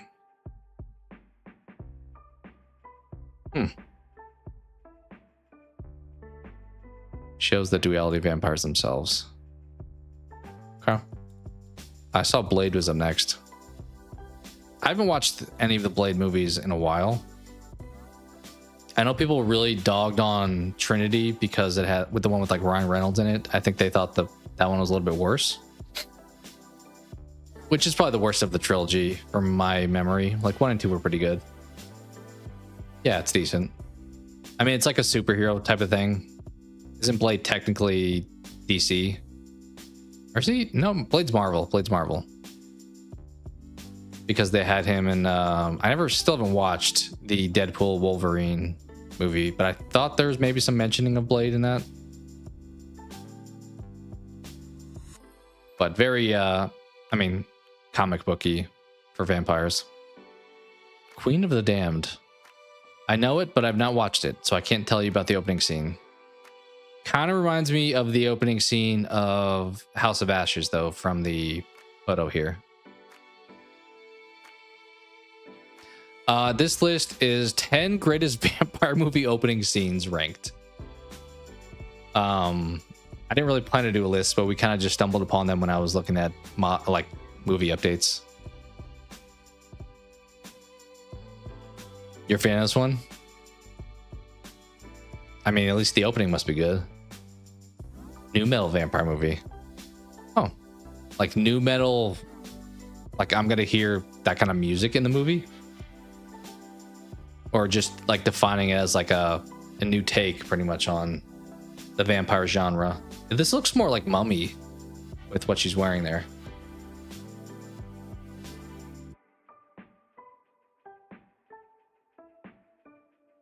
But maybe there's a little bit of both. Oh, really? That's kind of cool. What's his name? Because he did solo stuff too. I really like that one song by him. What is... now I'm going to have to look it up. I think it's like John something, but I don't think that's actually the case.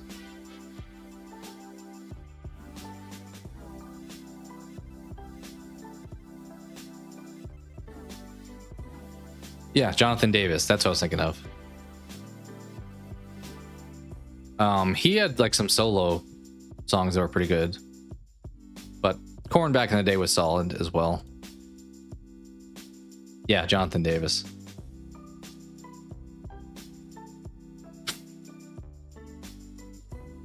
You know what? For the memes, I would be okay with that Resident, I think.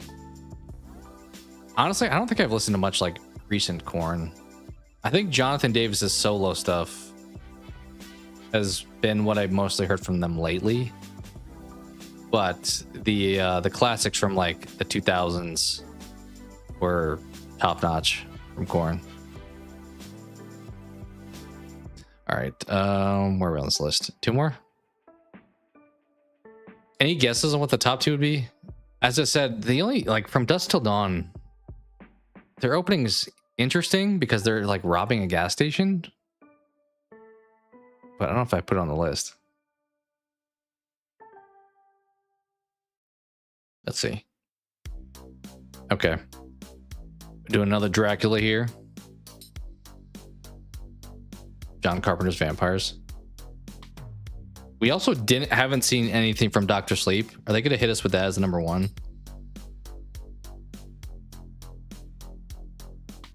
Oh, The Lost Boys. I should have seen that one coming.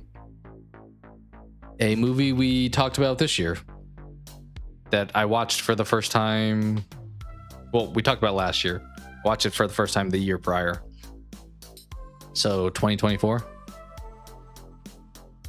Yeah, it's an okay. I think I've liked it more like on second watch than I did first watch, and maybe eventually it'll grow on me a little bit more. I think I want to like The Lost Boys. Like the world is cool. Some of the plot lines are interesting. I think the pacing is a little slow for me.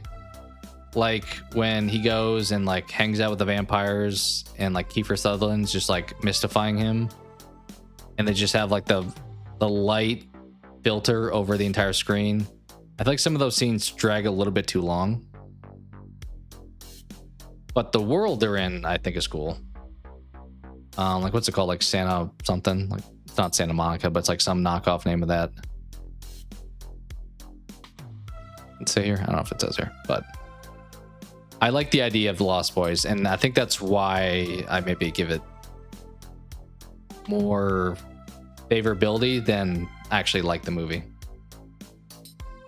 Love Kiefer though, him and Stand By Me. Yeah, I need to watch Stand By Me again. It's been a long time since I watched that one. I think that's one of the movies that if I watched it, who's all in Stand By Me? I think I would be like, no way, that's them as a kid. Let's see. Yeah, Corey Feldman, who's also in The Lost Boys, right? Jerry O'Connell, Kiefer, Richard Dreyfuss. I think those names look familiar, but the faces do not. John Cusack. Oh, this part. Yeah, why do you look familiar?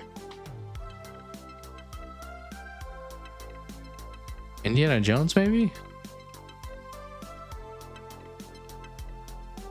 He's not like Joaquin's brother, is he? Phoenix makes me think potential there.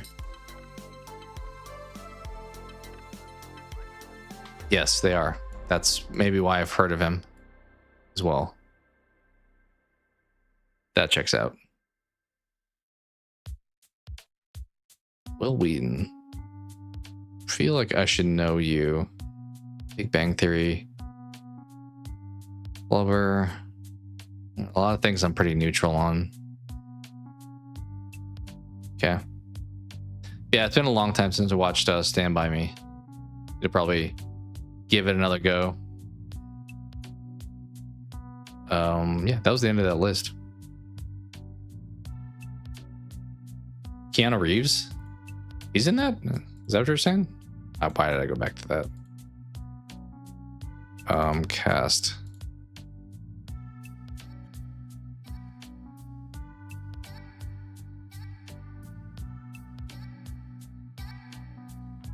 Oh,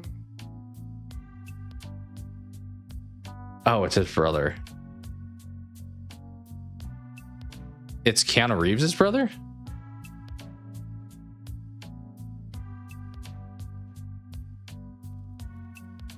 Oh, River was Keanu's best friend, and when he died, got it. My bad. I missed that one. Part of him died with him. That sucks. Yeah. Sorry, I missed that one. That's giving very much like Bam Margera, Ryan Dunn vibes. Which I feel like Bam's doing like great from everything I've seen on like Instagram. Granted, that's like a snapshot of somebody's life, but I think his significant other he's with now has helped kind of put him back on track. I don't know if I'll see Jackass. What's it, 5 at this point? I don't think I've seen them all, I will say. I've definitely seen the first movie. I watched the show all the time growing up. But I don't think I've seen some of the later movies. So we'll see if I choose to check that one out. That's a valid reason. Just kind of like mind yourself a little bit.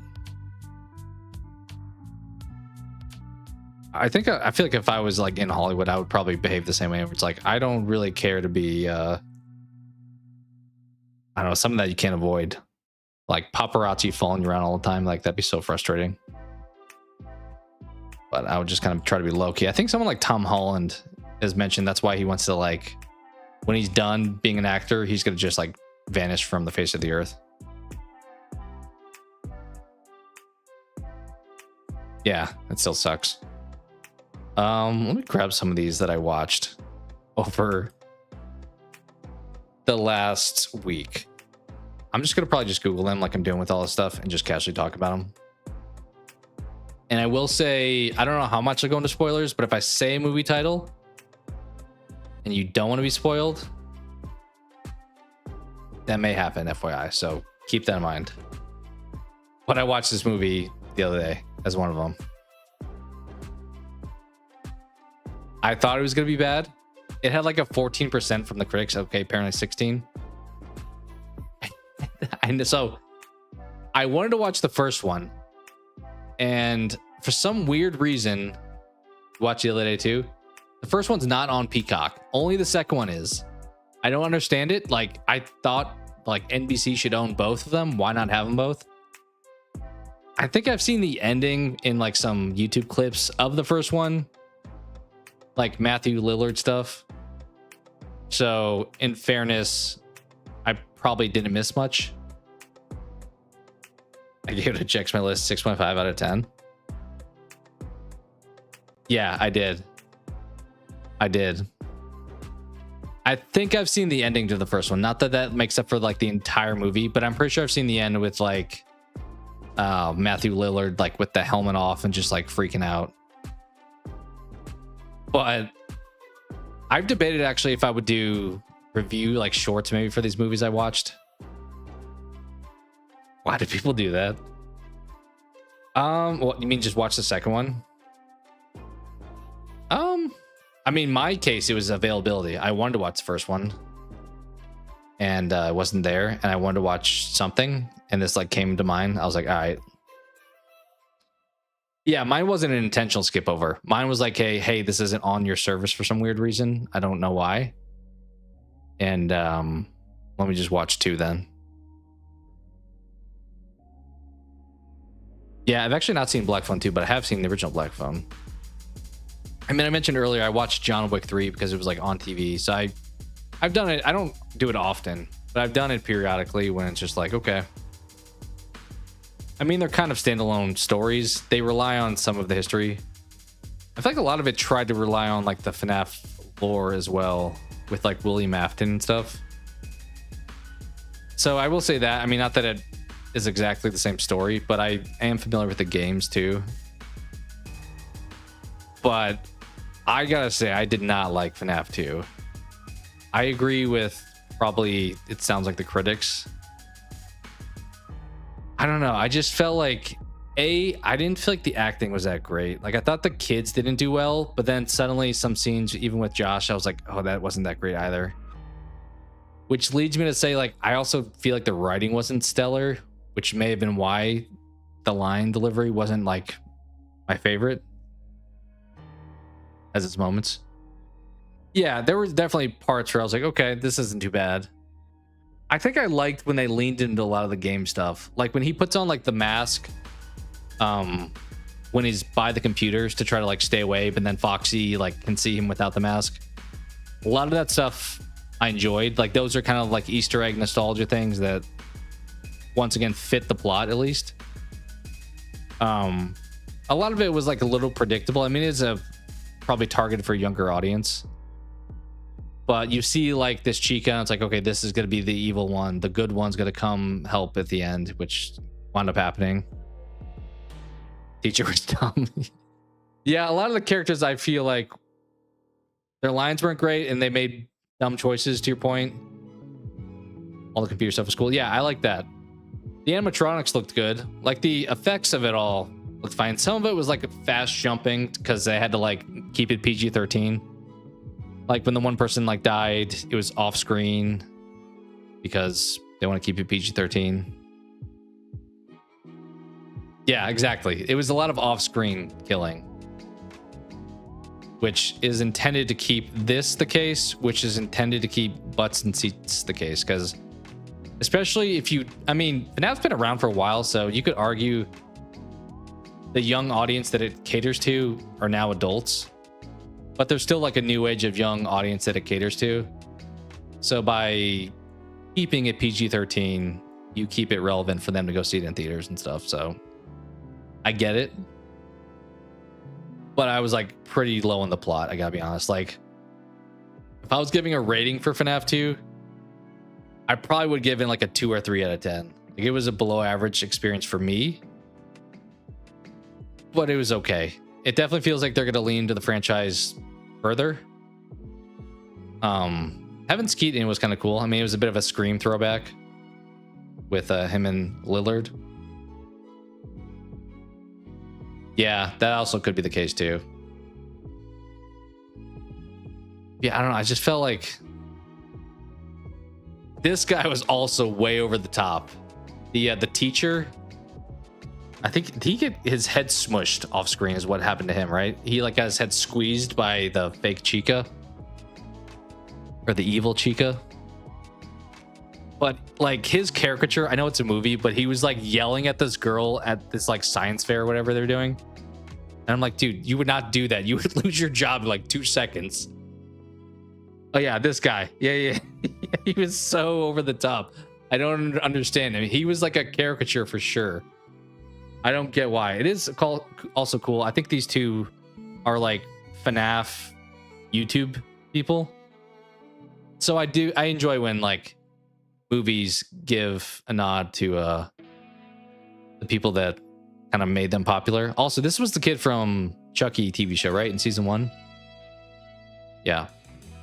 He was pretty good in the movie, I felt like.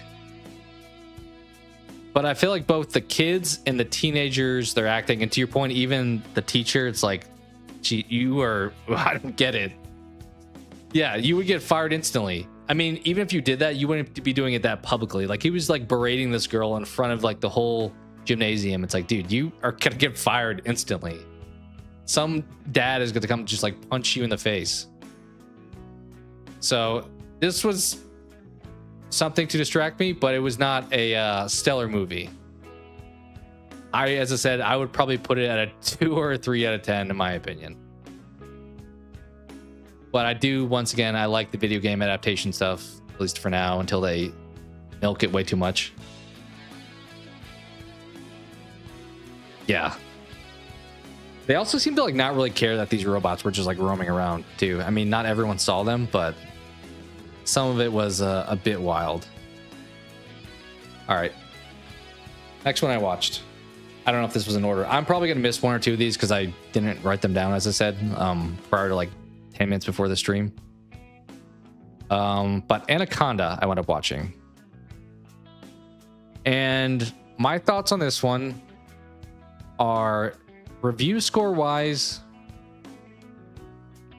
I'm probably going to say 5 out of 10. I think it fits probably the definition of an average movie. You need to watch it. I don't want to spoil it then. How can I get around spoilers? I will say I liked how the movie started.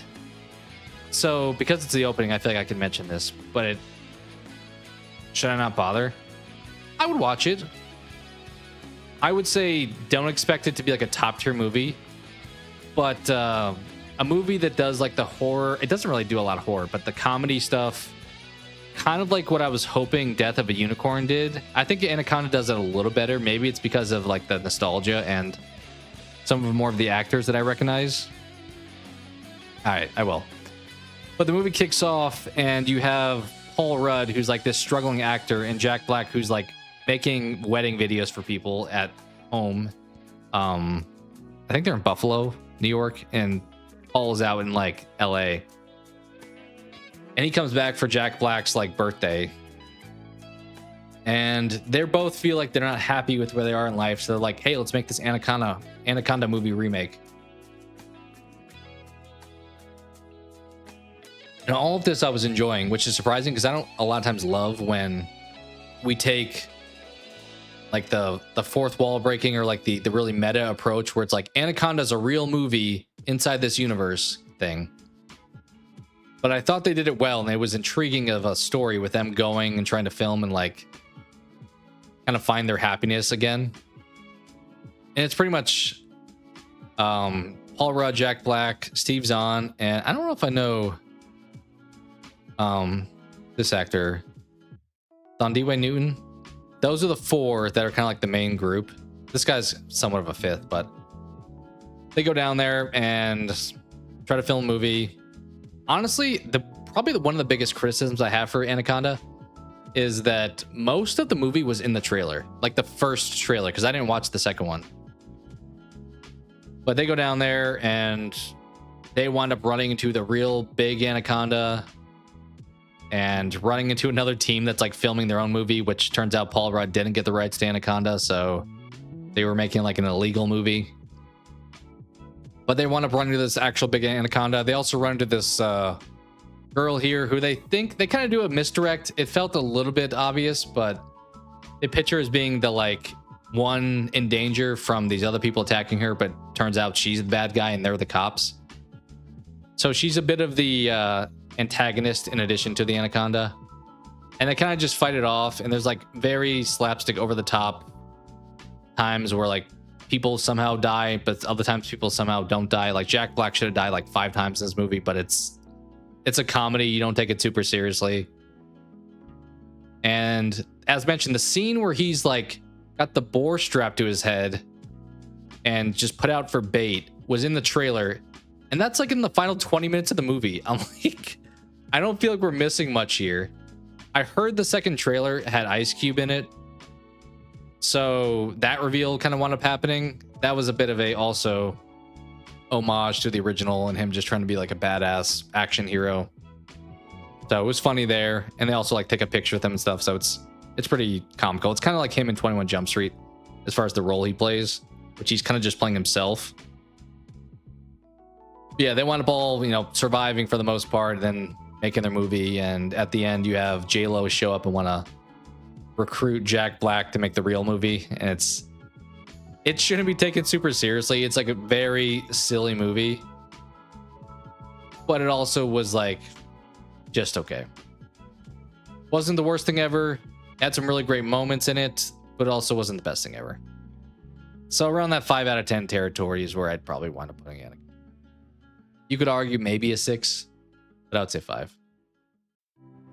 Yeah, what's up? I still don't know. I feel like Souls kept calling you discreet. I don't know what you prefer to be called. I think it sounded like you wanted to be captain, which you're going for more an official title. It's probably, you went to bed and woke back up, didn't you? It's gotta be morning for you. Did I hear about Jumanji 3? I did hear they're working on Jumanji 3. You have not gone to bed? Yeah, they're working all-nighter on the Wednesday? I guess now Thursday? Fair enough. Fair enough. Yeah, they are working on the next Jumanji, I believe. We looked at that last time.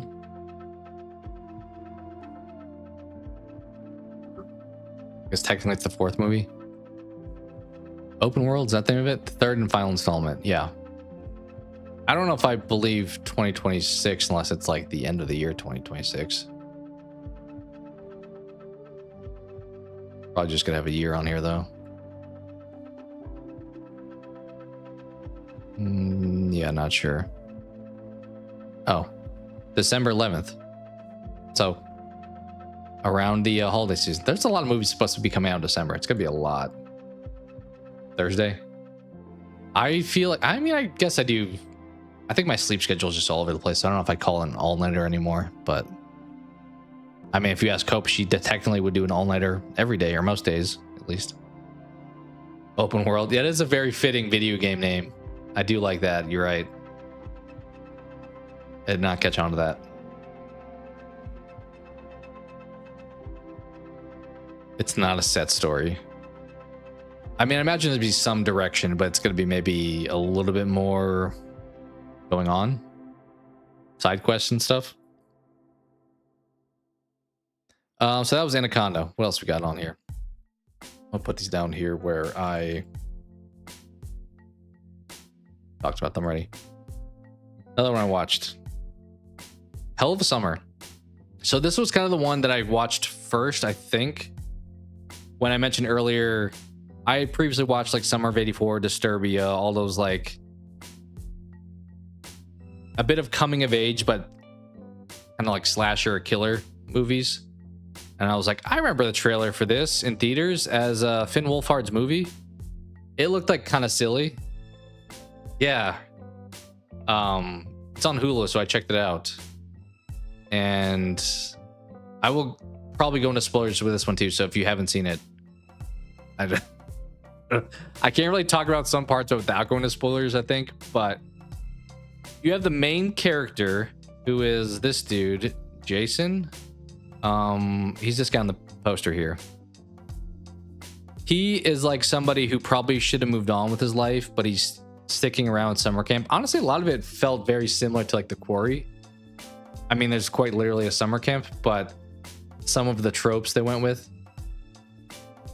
But he's back at camp trying to help run things, and you have somebody killing people at the camp. They actually killed the runners of the camp at the beginning, and this guy kind of has to lead the charge from then on. And I thought I was enjoying the coming of age story of things and like the people's different like personalities and growths of their character. Like Claire, I think is the one I'm thinking of, was pretty cool. But the big thing I didn't like with this movie was the killer reveal, which unfortunately I think carries a lot of weight.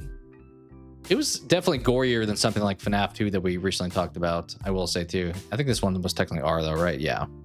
Budget only $3 million. They probably made a good return on that. But I mostly liked the characters, I will say. Until the reveal of the killer, or should I say killers, because it kind of just wound up being like a Hard Eyes situation a little bit, where it's just this couple who just wants to murder people at the camp. I was like, oh, that's it? Is there a lot of Finn in it? Yeah, I would say decent amount. I mean, he's not this guy's the main character, but he is a primary character. Like these two guys are best friends, as you can kind of see here in the picture as well. So they're in a good amount, I will say. I mean, there's only probably like 10 characters in the movie in general, I would guess. I mean, something along those lines. So not a lot of screen time to be shared. It's pretty short too, 1 hour 25. But this is another one I would debate giving for a review score either a 5 or a 6. I may say more of a 6 in this one. Maybe I liked it a little bit more than Anaconda. I think I was really enjoying the movie and like the character dynamics until that reveal. I'm like, oh, this is kind of lame, but fine. Yeah, I would say definitely check it out. That's why I kind of watched it. I was like, I remember seeing the trailer in theaters, but I don't think it ever came to like the theater by me. Or if it did, it was only for like one day, maybe. I was like, sure, let's throw it on. I would say if you're into like the summer camp slasher vibe, it's worth checking out. The reveal kind of let me down, but that doesn't mean the whole movie was like the worst. And the characters were decent. I mean, some of the like over the top like bully characters were a little bit goofy, but I think that was by design. But the more endearing characters, I feel like I liked a little bit more. All right, what else we got on here?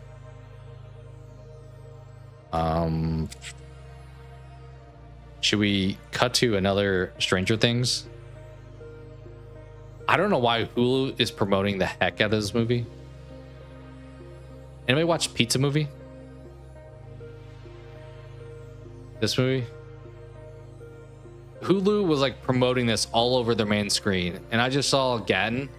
Yeah, I just saw Gatton on the cover, and I was like, all right, sure.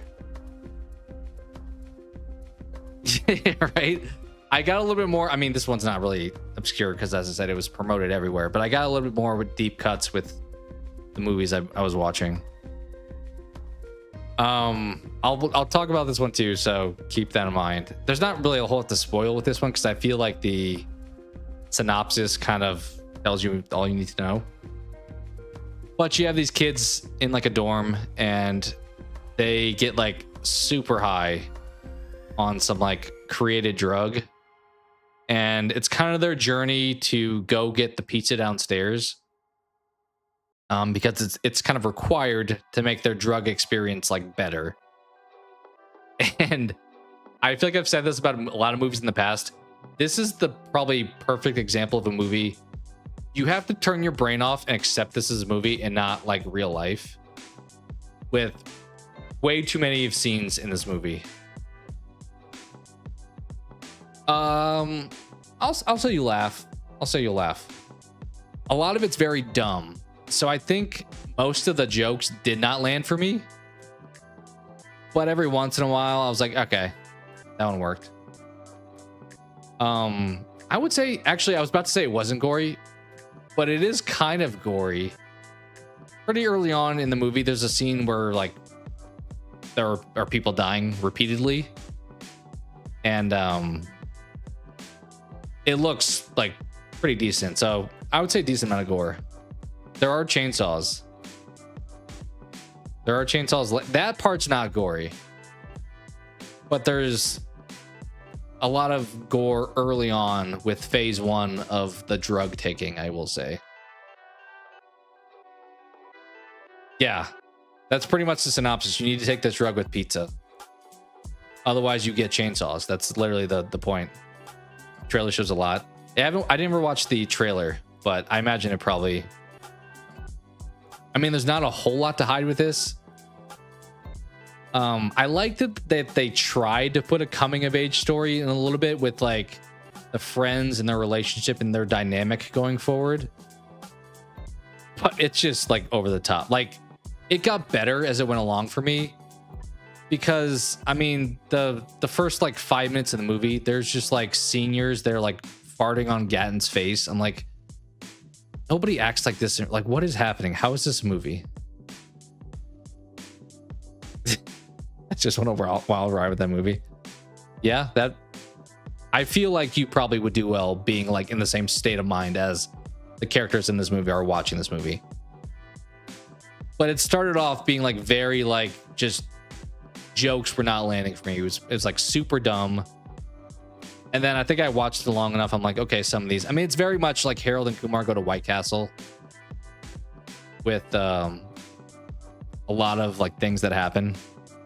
Just like over the top, crazy stuff that will not happen in real life.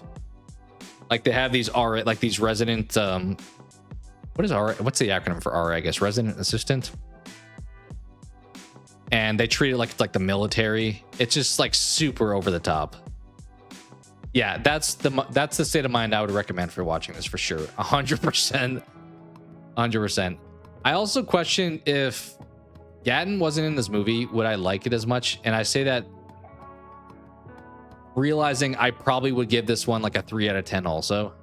Like, it's, in my opinion, not a good movie. I had fun watching it, but it is not a good movie. That's kind of a weird spot to be. I didn't love some of the other, like this, the second main character in this, I didn't love him. Is he in other stuff?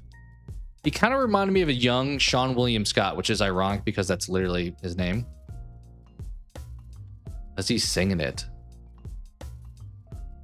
I'm trying to think if he does. It's definitely not prominent if he does. I mean, there's a lot of like trippy stuff that happens, so he may, but I would not say it's prominent. I don't really think so. Yeah, this guy, he very much reminded me of a young Sean William Scott. He kind of even looks like him, seems like to me. And his character was probably too over the top. Like, at least Gatton's character was a little bit grounded. This guy, like, everything he said was like, nobody would say that. This girl was pretty good. So, high level plot because this is early on, but like these two guys are friends. She was like their former friend, but now she's with like the popular crew. I don't know if I realized Daniel Radcliffe was that character. I watched the whole movie. I don't think I realized that. He does talk. Huh. Maybe I'll have to watch some of those scenes back with him. Yeah, there's a, I mean, this isn't spoiling much. There's a talking butterfly at one point. I felt like they had like a changed voice, to like a deeper voice. So I would have to watch it again knowing it was Daniel Radcliffe, because watching it at the time, I didn't be like, oh yeah, that's him. I mean, it doesn't help that he's a butterfly, but it felt like he had like a deep voice.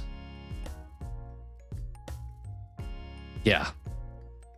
Is there anyone else that I was missing? Let's see the other cast members. This guy was familiar. Is he in anything else? Jurassic World Dominion, maybe? Like, he had a recognizable face. He's one of the RAs. But I was like, I don't really think I know you, but you look familiar. This guy also kind of looks familiar.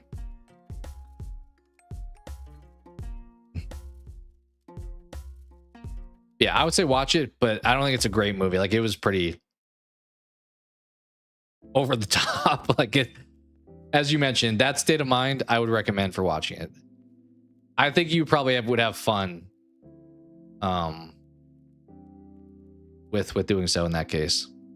Maybe even with a pizza. That may be a fitting combo too. There's also a robot later on who's pretty cool.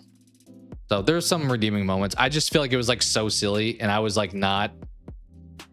It was like after I watched these like horror based movies. I mean, they're kind of some comedy adjacent, but I like jumped over to this. I was like, okay. Yeah, for sure. I mean, I would say if you liked Harold and Kumar, you're likely to like this because they're different, obviously, but they're very same as far as like, hey, let's go on this journey. Let's be like tripping the entire time, and crazy stuff happens.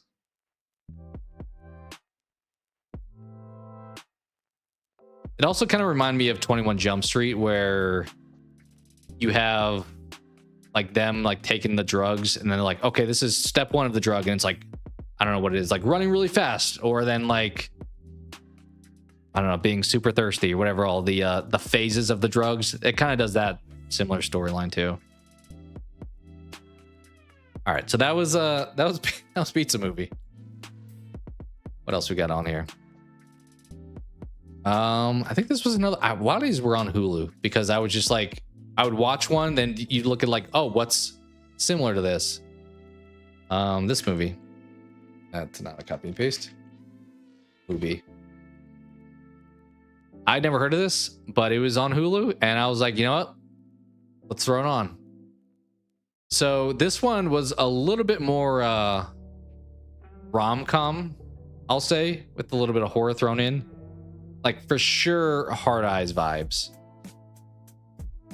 Where you're kind of thinking like, oh, a little bit more horror, but it really leans more into like the romance comedy stuff than the horror stuff, I will say. Like there's a dash of horror on this, but it's pretty much about this person who's killing girls that are like matching up on this dating app. And this girl is like trying to get in a relationship, so she's like constantly on this dating app. And these are the three main guys she is around throughout the movie. And pretty much she's like getting relationship with these guys, and you're getting little hints, you're getting misdirects like, oh, maybe this one's the killer, maybe this one's the killer. So a little bit of that misdirect or trying to make everyone look guilty kind of thing that like Scream maybe would do also. I thought the killer reveal was a little bit obvious, but I still enjoyed the movie, even though it's not my genre of choice. Like, probably one I would also give a low score. Like, this is probably also like a 3 out of 10, but I kind of like the like whodunit type of stories, and I don't feel like there's enough that really are like super great. So I watch a lot of ones that are like, that's fine. Not gonna watch that. Yeah, it's not one I would recommend. It was kind of just one that was, as I said, I was into like whodunit kind of thing that was a little bit more lighthearted though. But other than like the reveal, there's not much depth to the movie, so I don't think it's one you have to watch. All right, let's see.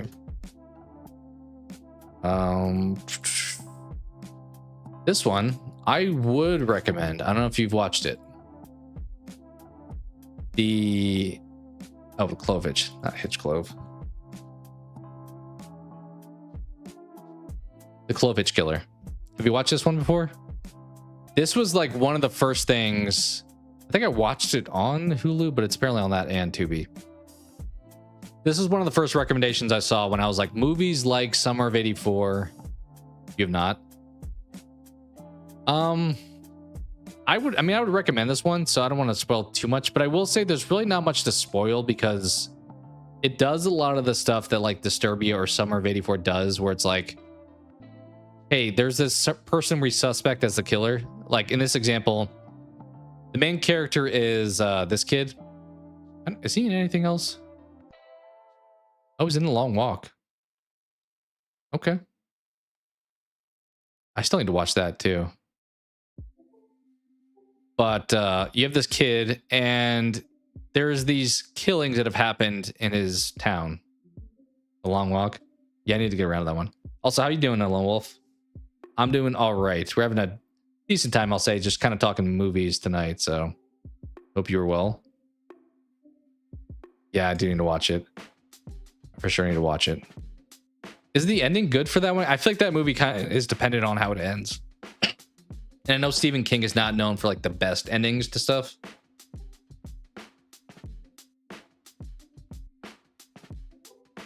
But this is probably, what movies have we talked about before? Anaconda, FNAF 2.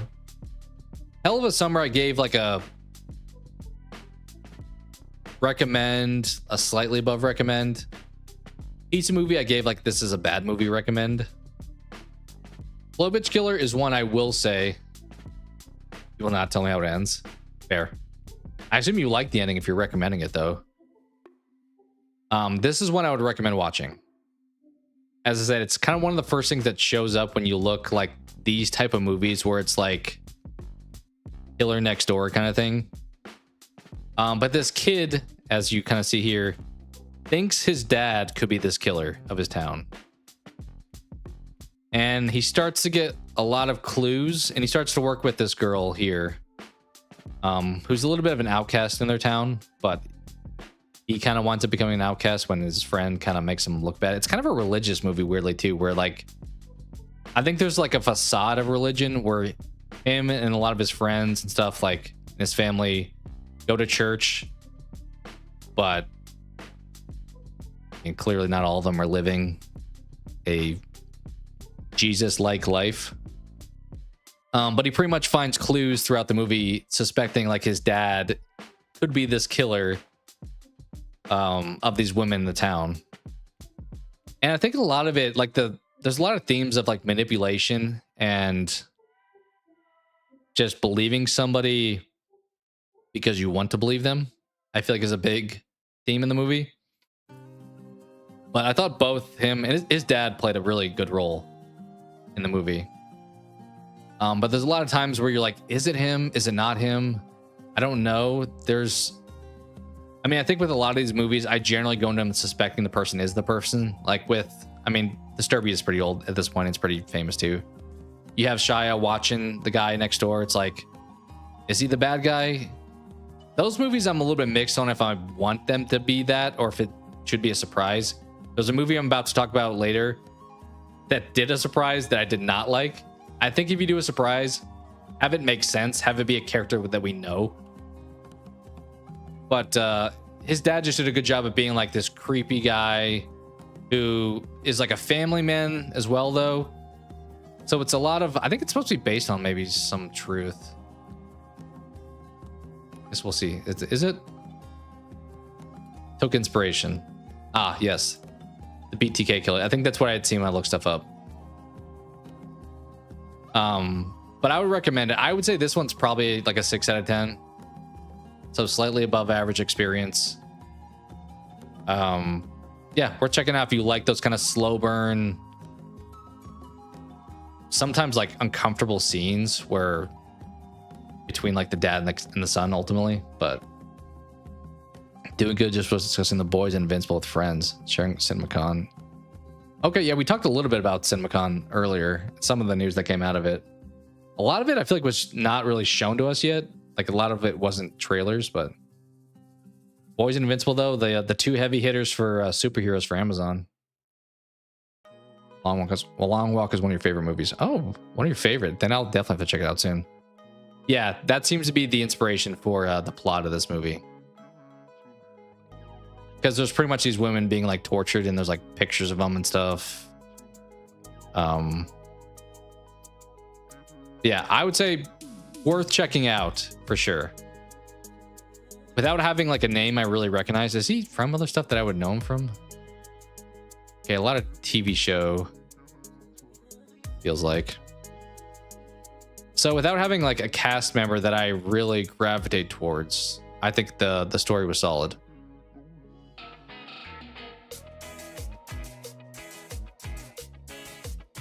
Sounds like a season of Dexter. Yeah. It was kind of like the Barrel Girls, if that's what you're getting at. It felt very similar to that plot line, just with like an individual person instead of like a whole racket of people. All right, let's see what else we got. I have 4 more that I remember watching. There may be some that I guess I started to watch one, and we'll talk about this one quickly that I started to watch. I'm curious if you guys have seen it, if you recommend me finishing it. This was the other one I heard recommended a ton when I looked up like that Summer of '84 type of movie. But I didn't love how it was shot. It was very like almost like low budget camera filmed. And none of the kids were very likable to what I'd watched. Like these kids were all kind of just mean to each other. You haven't seen it? I've seen it recommended a lot, and also, it's got a pretty decent score, 89% Rotten Tomatoes. I've heard maybe it's a little bit darker, which is kind of why I paused. I was like, I don't know if I feel like the rest of this right now. But I got to a point in the movie where like the kids start arguing, and there's like an accident that winds up happening. Yeah, as this mentions. I think that's like halfway through the movie, but it seemed intriguing, but as I said, none of the characters I really liked. And then you have like this kind of gross kill scene. And I'm like, give me something more positive right now. So I've heard it's pretty good. I mean, I'm imagining that person probably died and the rest of them are probably, as it says, freaking out about being caught and stuff like that. So it's probably something you have to be in a decent mood for. Like, I don't think it's like full-blown like downer vibes, but I do feel like it's probably a little bit, quite literally in the name, a darker movie with tone. You haven't seen or heard of it? Yeah, it's a little more subtle. It was only on Tubi. That's where I wound up starting it. But if you look at it, as I said, a lot of like Reddit forums, people were like recommending this as a go-to watch.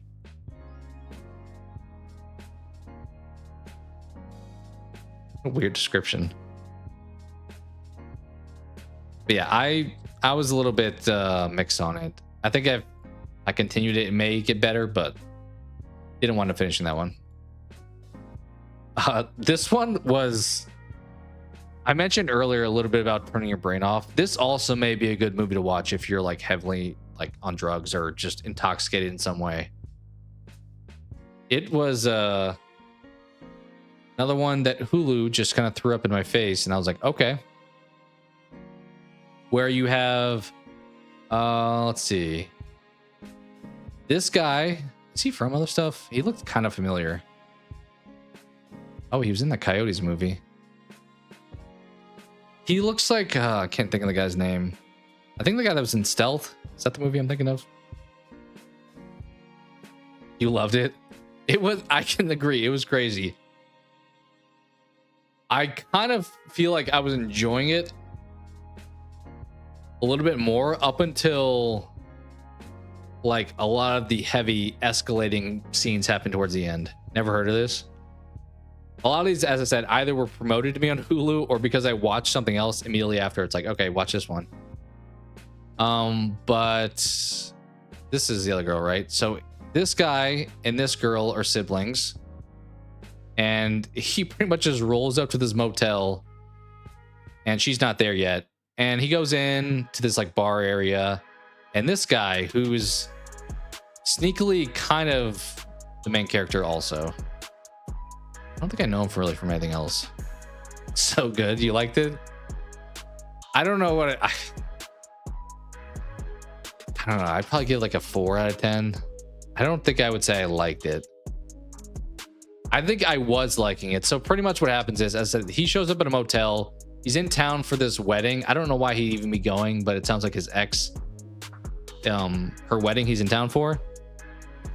And he like goes back to his motel room, and weird stuff starts happening. Even like before he does that, he like pays this guy cash for the motel room, and then the guy suddenly like pretends not to remember that he paid him. He's like, all right, give me your card.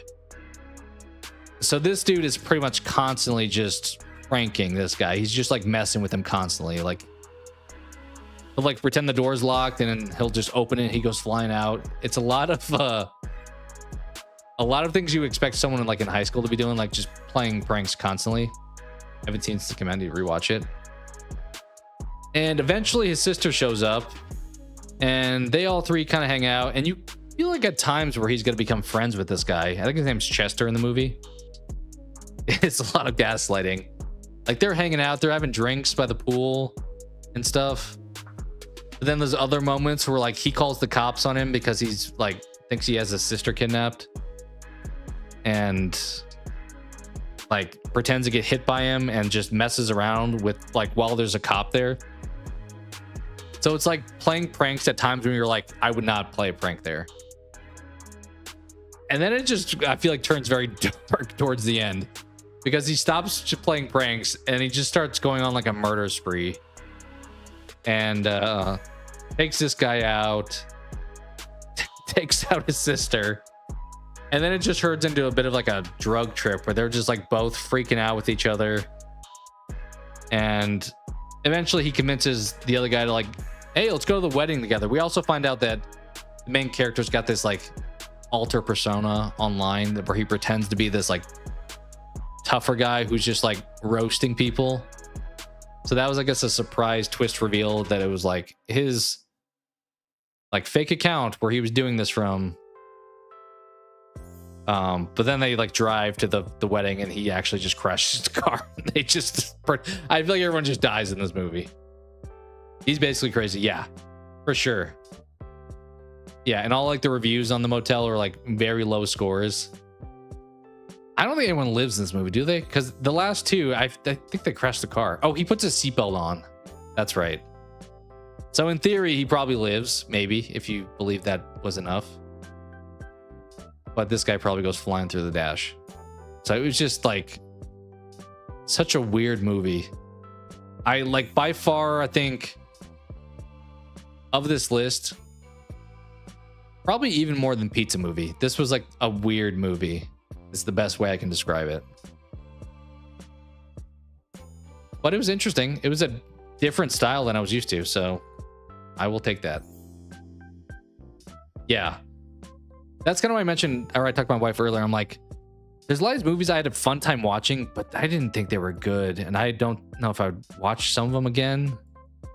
I think that one would fall in that category where I'm like, that was a unique like movie style. That may be a one and done for me. I would consider watching like Pizza Movie again because I think just because Gatton's in it, but I appreciate the like experience of watching some of these even just for one time. All right, next one. We got 3 more that I wrote down. Getaway. So this has got Nick Frost. It was kind of the thing that caught my attention. And I won't go too much into this one, but pretty much they go to, is it Sweden? Where do they go?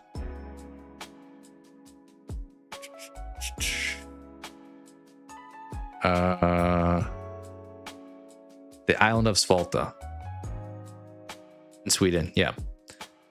You want to watch it because Nick Frost? Yeah, I would say a lot of it felt similar to like a Shaun of the Dead, partially because he's in it, but I think a lot of the like humor and like gore and stuff was kind of similar. This one was just okay to me, I will say. I think like this feels maybe a little bit high.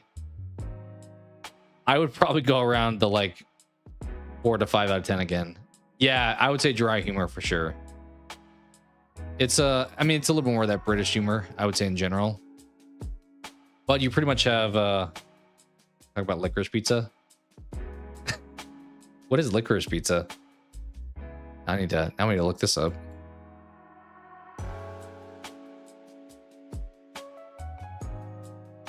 Oh, this is the kid from The Quarry, right? Yeah.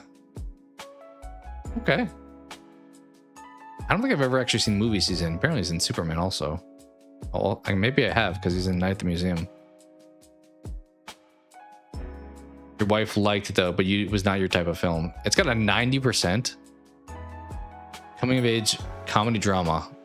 That's what I've been watching lately. A little bit sometimes horror thrown in, but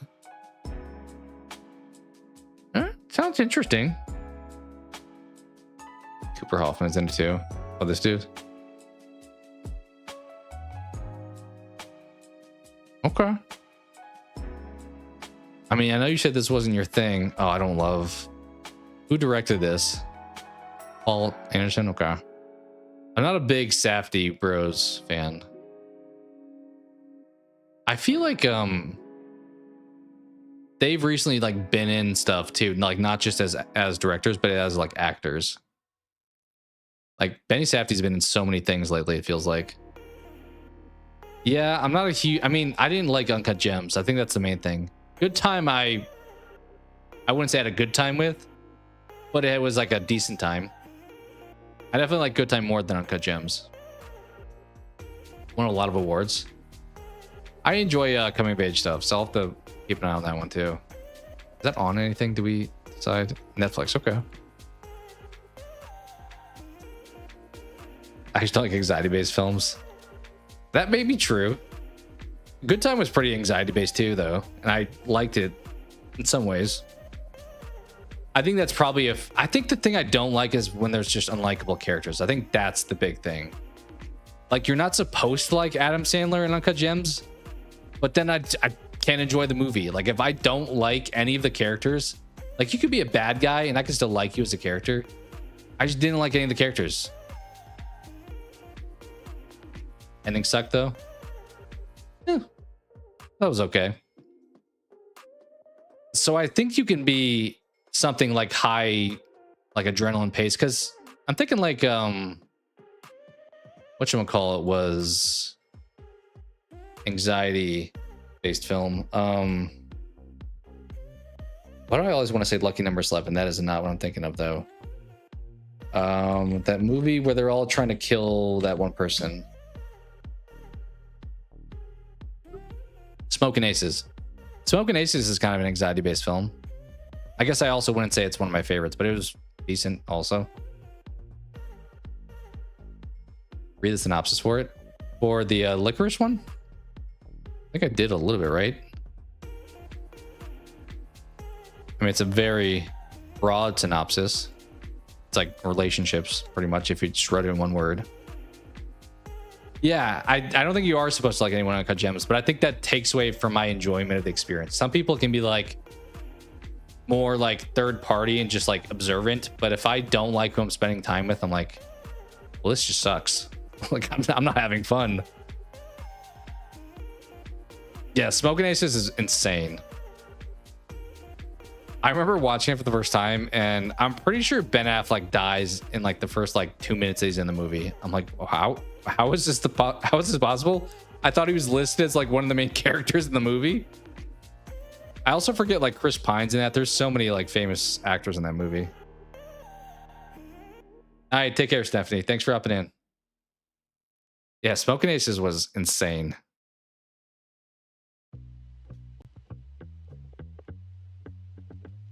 But yeah, we'll have to check out Licorice Pizza maybe at some point. But Getaway. So you have this family here, and they're pretty much going, as people in England would say, they're going on holiday to this island of Sweden. And the wife has like some ties there, like with her family. And pretty much they rented out this Airbnb, but like none of the locals want them there. And it's like this weird town with like some creepy backstory kind of thing. Like this kind of describes it. Looking for a peaceful getaway, family's vacation turns into a nightmare. So you have them just like, it's very Shaun of the Dead. Like, let's go over to the scene. Let's see these people who are acting very strange. Let's have, to your point, some dry humor jokes, and then just like cut someone's head off. Lots of actors in that film. In Licorice Pizza, or in Getaway, probably Licorice, I would guess. It's got to be in Midsommar. I still haven't watched that one, but probably will at some point. It does feel like Sweden's not a place to be if you're trying to avoid a horror movie. But it was kind of a middle of the road experience. I wouldn't say watch it. I wouldn't say don't watch it.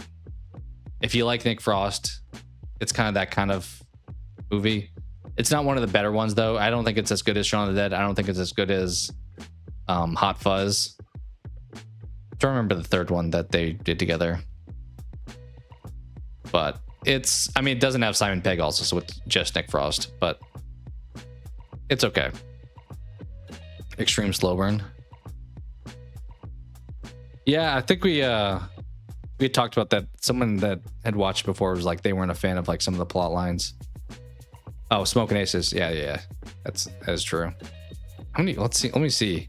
Smoking Aces cast.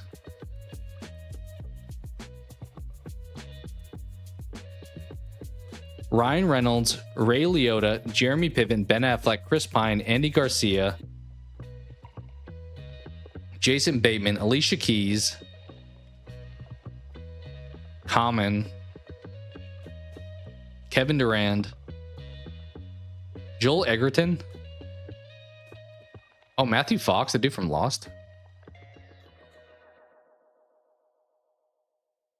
Yeah, it's like an insane cast list.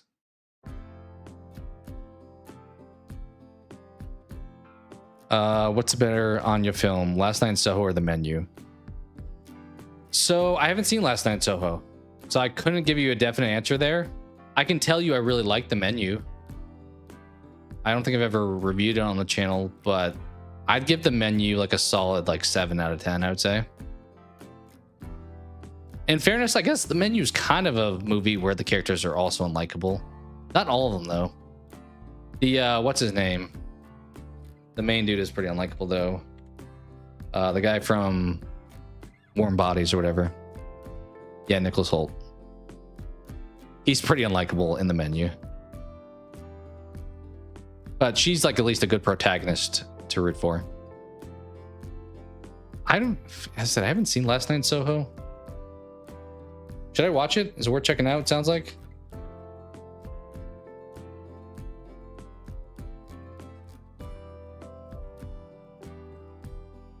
Uh-oh. 1960s.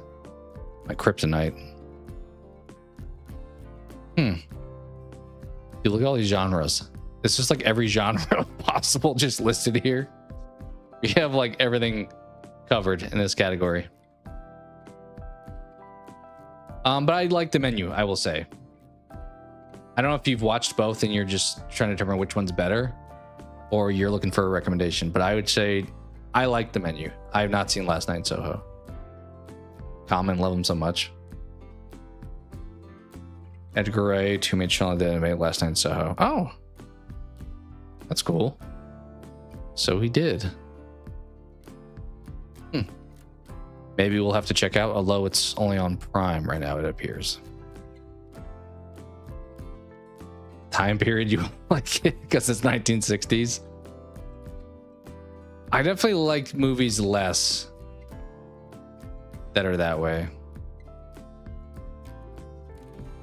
I think I'm more inclined to like them if they're more modern. I think the combination of like older and from that time period is tougher because it's like worse camera quality, worse audio, all that kind of stuff.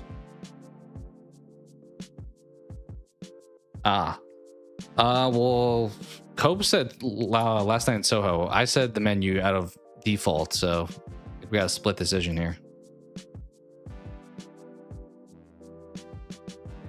Yeah, what are her best? She's technically in Mario, right? Also plays Peach.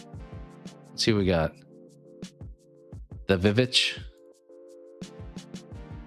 What would be my favorite Anya Taylor-Joy movie?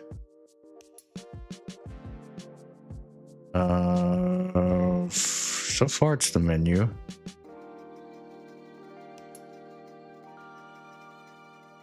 I thought she was in some more stuff that I had watched. I don't feel like that's the case though, looking.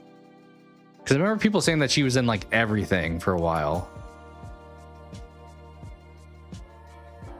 But maybe it was because like Mad Max stuff. I think my favorite movie of hers is maybe The Menu. Also in some shows, it appears. You wouldn't consider an Anya movie? Really? I mean, she's not like initially the main character, I don't think, but she kind of becomes the main character. Unless you count the chef as like the main character. But I've not watched the Gorge either. Yeah, The Witch and Split both decent. I never got like huge into the like Unbreakable series with those. Queen's Gambit might be the best. I never watched the Queen's Gambit. I think that was when we did not have Netflix at the time, when it was like popping off. So worth watching still today. I feel like everybody was like a chess master when that was like airing. The Gorge is great. Let me see. What's the Gorge even about? 2025. Oh, it's got Miles Teller. I like him. Sigourney. Is Sigourney Weaver the villain and everything? Don't tell me she's the villain in this movie too.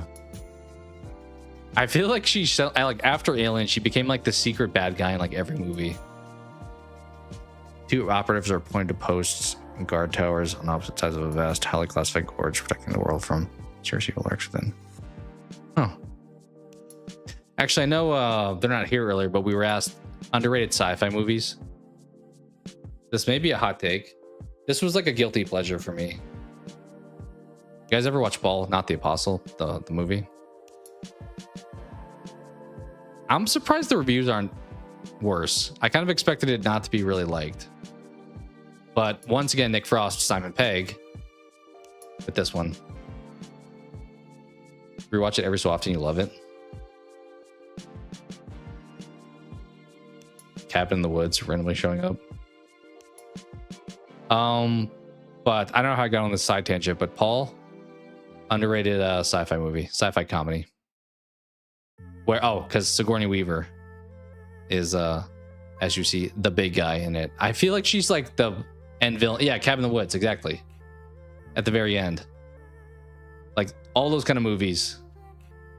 You're fine. You're fine. Yeah, but she's like the secret bad guy at the end of so many things. 3 different films per act. Oh, that sounds like a lot. That sounds like a lot. Where were we? Yeah, I think I landed with saying like, you don't need to watch it, but if you like Nick Frost, it's an okay throw on. It's kind of slow to start because they have to like travel there. They're like hanging out at the diner beforehand. You're getting a little bit of like character background with the family. And they're like building the eeriness. They get on like the ferry. So it's a little slow to get to the island and stuff and for stuff to like kick off. But it was okay. I mean, it's pretty 1 hour 26 and it took a while to get started. It's kind of a weird combo. All right, 2 more I got here. We'll talk about the less dramatic one first.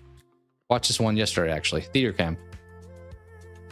I just saw this promoted on Hulu, and I like Jimmy Tatro. I've mentioned that before. He was in the opening of Scream 7. I don't know if I realized this guy was... Oh, I recognize him from Pitch Perfect, and I didn't recognize him in Theater Camp, which is fitting because he kind of does like singing in both. Another one to watch. Yeah, I would say it's worth checking out. Yeah, he is fittingly in a lot of singing movies, it seems. It's also a little slow. It kind of reminded me of the beginning of Heavyweights, but it's not nearly as good as Heavyweights. It's another one that feels like it's filmed almost with like a lower budget camera, like somebody's almost like just filming it themselves as opposed to using like a high budget situation. Any other cast members really? Some of them are kind of recognizable. You from stuff? Yes. Zoolander is what I'm thinking of. Oh wait, you're on TV too. She looked familiar. The Bear is what she was in, which I have not watched. Nothing as good as Heavyweights. I would agree. But I feel like it tries that thing where, I mean, I don't think this is spoiling it because it says it right here. Movie starts off with giving the backstory of this woman running this theater camp. And like the title suggests, and then she falls into a coma. So then her kid, Jimmy Tatro, has to take over running the camp. And he pretty much is not interested in the camp at all. So it's a little bit of him like trying to come to terms with running it, but also some of the like leader, like the elder kids in the group kind of self-running it also. So there's not really like a major point to the movie. It's kind of just like, I don't know, people living life. And I will say, if anyone who is in theater, I think you'll like this movie a lot more because there's a ton of singing. It feels very much like a theater kid kind of movie. I think you would appreciate a lot more of the scenes.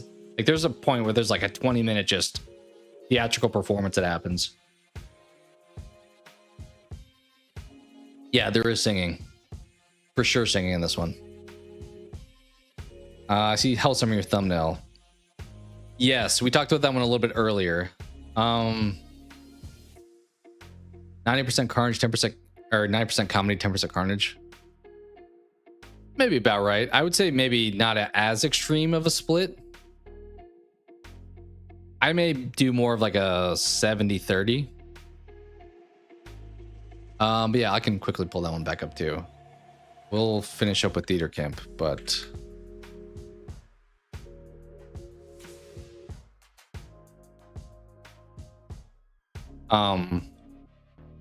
so there's not much that really happens in this. It's kind of just people learning to take on like new roles. Some of it's a bit coming of age where it's like the kids at camp. Some of them want to branch out, do other things with their lives. Some of them want to like really deep dive into theater. And it's just kind of them doing their thing. It's like Glee. I actually never watched Glee, but I'm familiar with it. Your wife made you binge it? Yeah, I never watched it myself, but I know it was talked about all the time. It's probably similar, I would guess. Some of the jokes in this one once again don't land. Some of them are pretty good though. Like there's one, I mean it's not really spoiling, it's like a scene where someone's performing and one of the girls like does like a fake crying thing, and the older students who are like critiquing them like comes up to them and acts like they're on like performance enhancing drugs. They're like, you can't do that, you have to be like authentic, and it's trying to poke fun at being like, oh, you're like juicing as a theater kid kind of. So there's some funny moments throughout, but other than that, it's just kind of like a, you know, such is life movie. It was good watching it one time. Oh, that does suck. Yeah, not good. But yeah, I won't go into too much depth with it, but Hell of a Summer, I think I said somewhere between I would probably give it a 6 out of 10. It's a 5 or a 6 in my opinion. It's either average or slightly above average. I mentioned the reveal of who's responsible I was not a fan of, but a lot of the other things, the other elements, I vibed with for sure. But for theater camp, I don't know what a score I would give this one. This one may just be like a 5. Like I'm probably never watching theater camp again, but I'm not like disappointed that I did. It does kind of work, I feel like, good as like a background movie. Like even if you want to be doing other stuff, because there is like a lot of singing, you don't have to see stuff necessarily on screen as much. So it's worth just kind of throwing on, I would say, and checking out. But it's a pretty just normal life kind of plot. All right, last one that I watched. Open to talk about it. I think we talked a little bit about what you guys have been watching too, but if you have any other ones you want to throw out there, I don't mind either.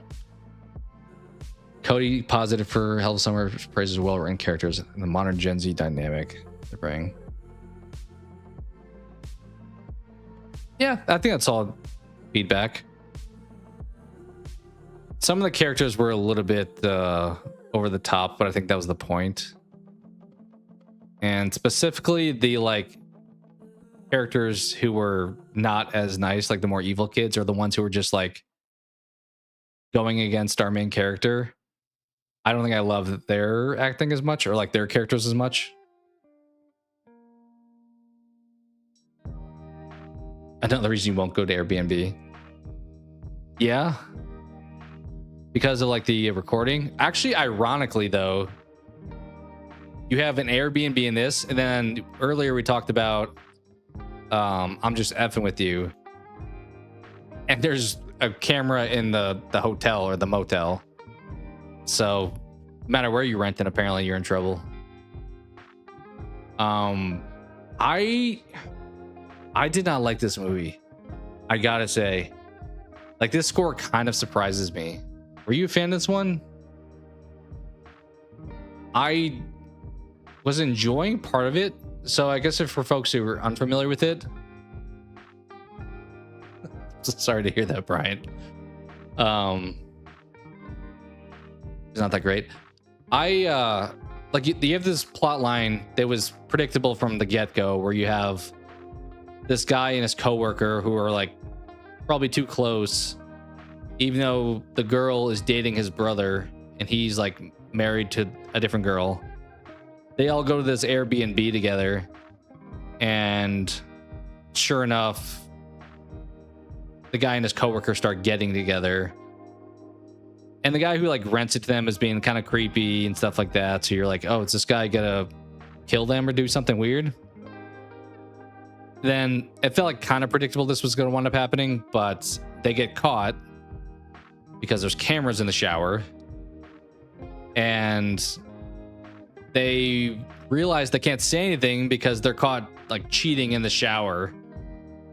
So then they're like in between trying to like get the footage taken care of or like report this guy, but not get caught with their significant other. And eventually it actually has some pretty famous actors in it. Like Jeremy Allen White plays the brother. Dan Stevens, who I mentioned today in a short, is going to be in the new Dexter season. Alison Brie, who was, because this was made by Dave Franco, right?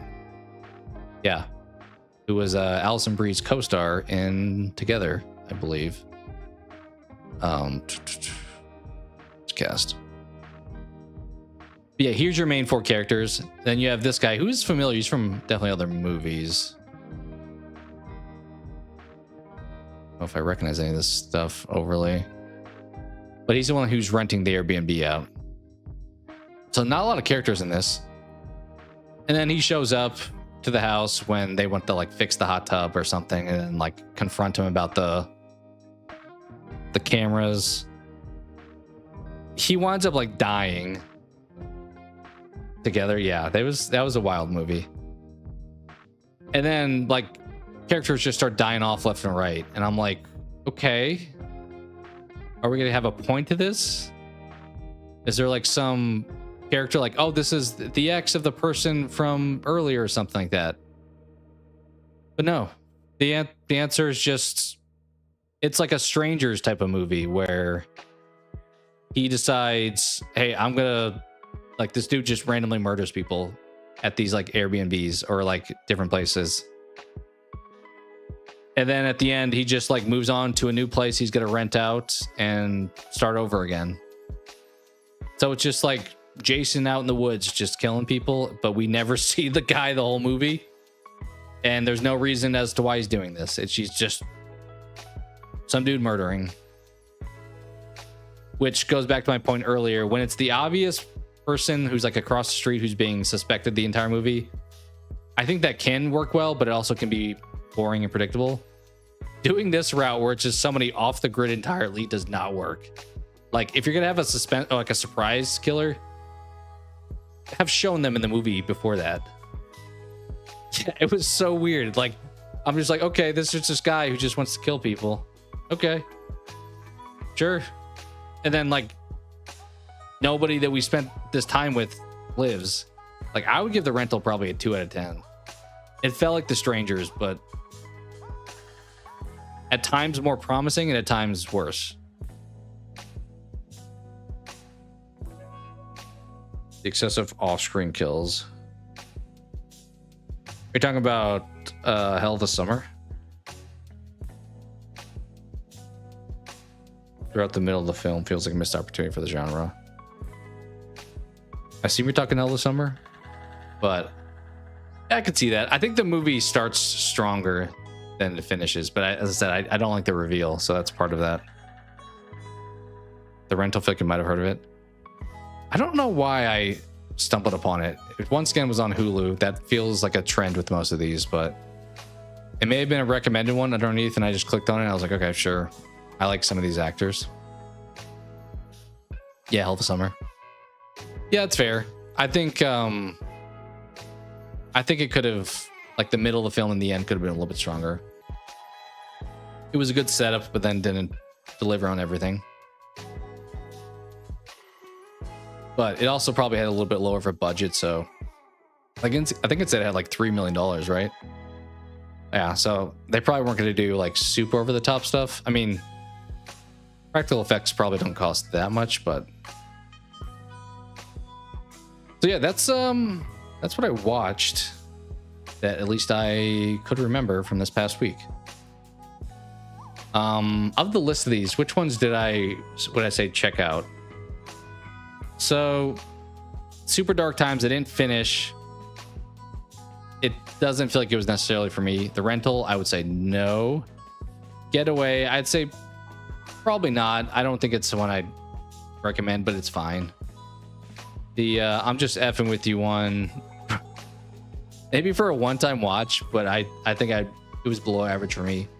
Hitch Clove, or the Clovitch Killer, I would say above average. F Mary Kill, below average.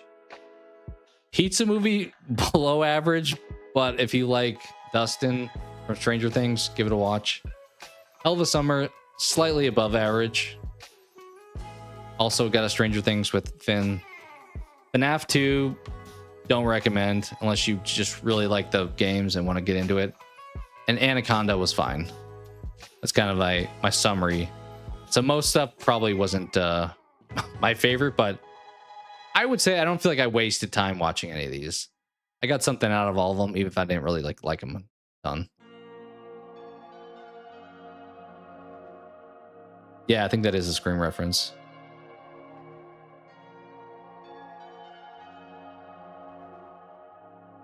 So I think that's pretty much everything that I've watched.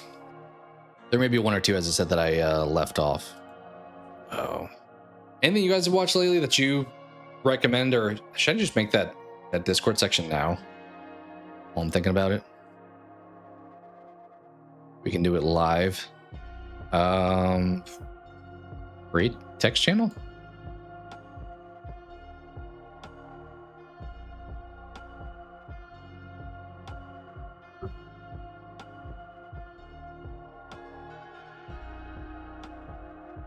I guess I make a post.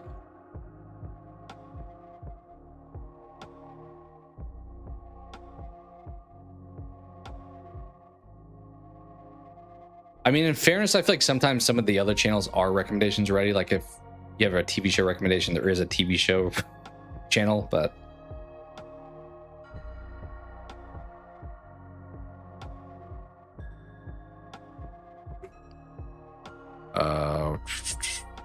I guess we can make it specific to that. All right. In message. What does pinning a message do on Discord? I'm assuming just keeps it near the top, but I don't know. You watched Crime 101, the long game. Let's see what those are. Crime 101. Oh, I've heard about this one. This is the Halle Berry one, right? And Hemsworth is in it too. Okay. What did you say about it? You said pretty generic. I could see that. Nick Nolte also. Ruffalo and Hemsworth. Hulk and Thor reunion here. Why does this guy look familiar? Oh, okay. Yeah.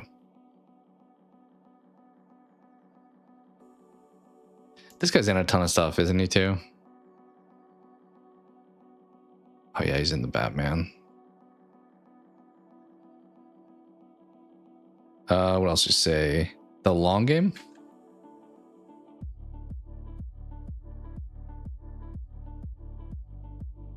Okay, golf movie.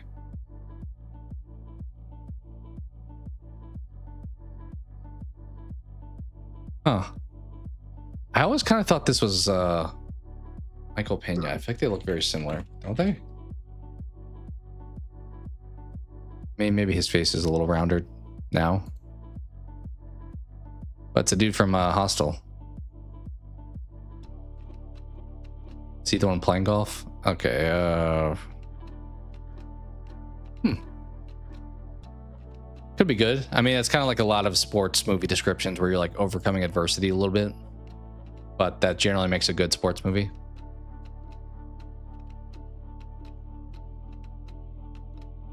Dennis Quaid again. I think I haven't watched like a movie that I feel like was prominently had Dennis Quaid in a long time. Like, speaking of sports movie, I'm thinking of like The Rookie, the baseball movie, where he's like which is funny to say now, like the old 35-year-old Tampa Bay pitcher.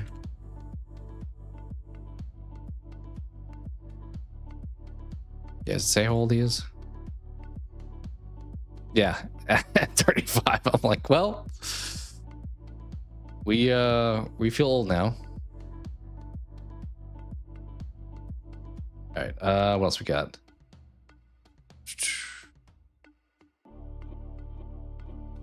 Saw The Housemaid recently. Housemaid. Oh, that's the one with yeah, that came out this last year. Sydney Sweeney. I think I would like this one. It sounded like. I've not watched it. It probably will come to streaming, you would think, over the next couple months. It looks like it's on something now, but I don't know what that is. Yeah, I heard good things about this one, so I'll probably watch it at some point. Ride. I didn't wind up watching that one. The trailers last year made me kind of interested. I think I remember Rusty saying he was not a fan of that one.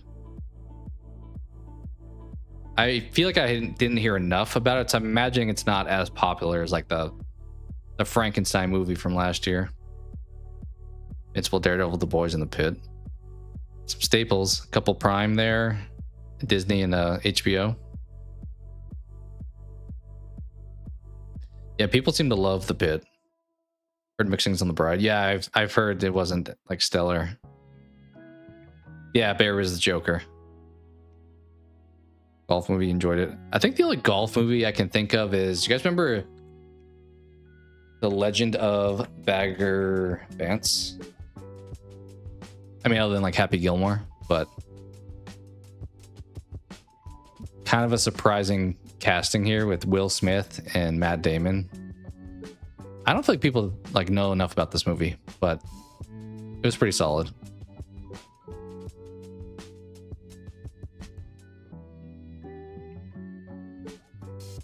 I feel like this is the golf movie I think of when I think of like a nod comedy golf movie. Posted a fun video in the room you just announced. I'll have to check that one out. Maybe after stream? I don't know. Going to the store. Yeah, I'll watch that one after. I love Barry, who's perfect in Peaky Blinder. Yeah, I need to, I don't know. It is more of a period piece, so maybe I wouldn't like Peaky Blinders. Seen the R-rated version of this game? Which game? Based on real people, I like that stuff. The long game. Yeah, it's nice to have like a real person story a lot of times where it's like, okay. I mean, sometimes you need to make up a story, but you're saying the long game was based on a true story. That is nice when it's kind of like Remember the Titans-esque, where it's based on a true story. The R-rated version of the long game. Ah, gotcha. I low-key like sports films. I think I used to like them a little more than I do these days. I used to watch like sports documentaries too. But yeah, they're all, I mean, they're typically an uplifting time where it's like you have somebody overcoming some kind of like struggle.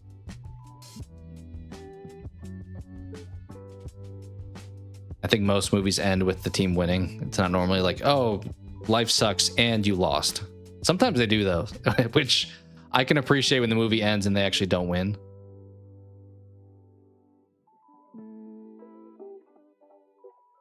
Not a real or not a true story, I don't believe, but like Coach Carter, kind of an example that comes to mind.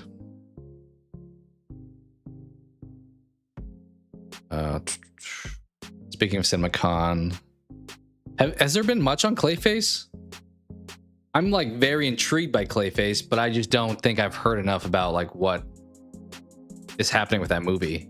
Like part of me wonders if it's actually coming out this year. Yeah, it may not be.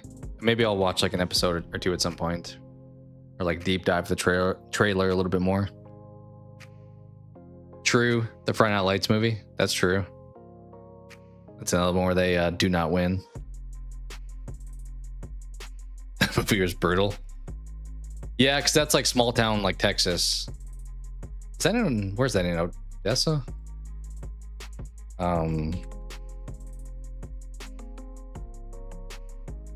Good spell. Dylan. Okay.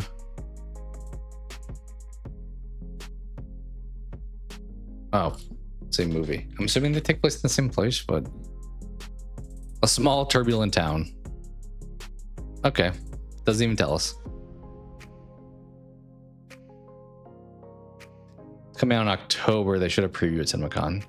Yeah, a lot of the stuff that feels like there's previews for, it was like, hey, we got a preview for Resident Evil and apparently Clayface and Evil Dead, or a lot of these movies. I'm like, well, can we see them? So it feels like they're holding out a little bit on some of these trailers. May drop next week. Yeah, I'm expecting a lot of these will probably kind of start to trickle out on some kind of release schedule. Because I don't know why they would like keep that if they already have something to market. So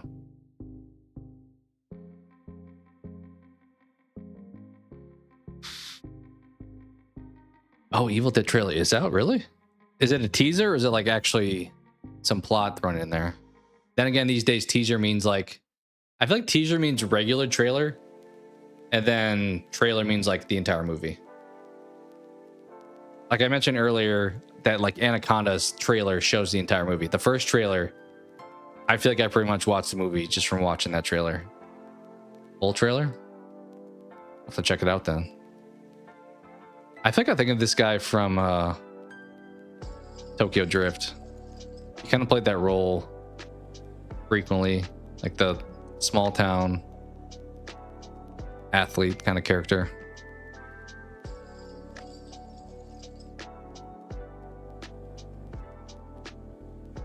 But yeah, I'll have to maybe check out the Evil Dead trailer. And then to your point, a lot of these will probably start to come out as the weeks progress and so forth. All right, we'll probably call it there for today. We've been streaming for over 3 hours, 3.5 hours. Just talking. So we'll probably get back to doing some more like game stuff too as we go along. Don't know for sure. Schedule wise, it's kind of been a busy week and it's going to be busy rest of the week, I think. So I will probably stream again soon, just don't know exactly when. Yeah, likewise, thank you guys for hanging out. I wasn't sure for a spontaneous just like me bullshitting stream if people would hop in or not, but I was like, if not, I can talk to myself for like half an hour and then call it. So appreciate you guys chilling for a bit. I know we had other people that were here earlier as well, so thank you guys all for hanging out, chatting. Maybe we'll do more of these in the future too. I mean, I'd like to at least start gaming streams, even just with like, I want to say housekeeping, but like any fun news out there?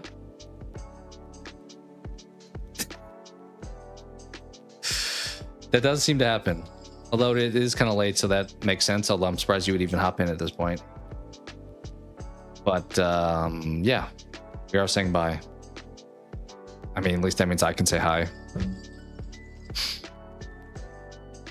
Yeah, that is true. Tomorrow's the last day for CinemaCon. Will be Disney, Marvel for the end. I don't think I need to see more. I mean, maybe something with Doomsday. I don't think I need to see any more Spider-Man.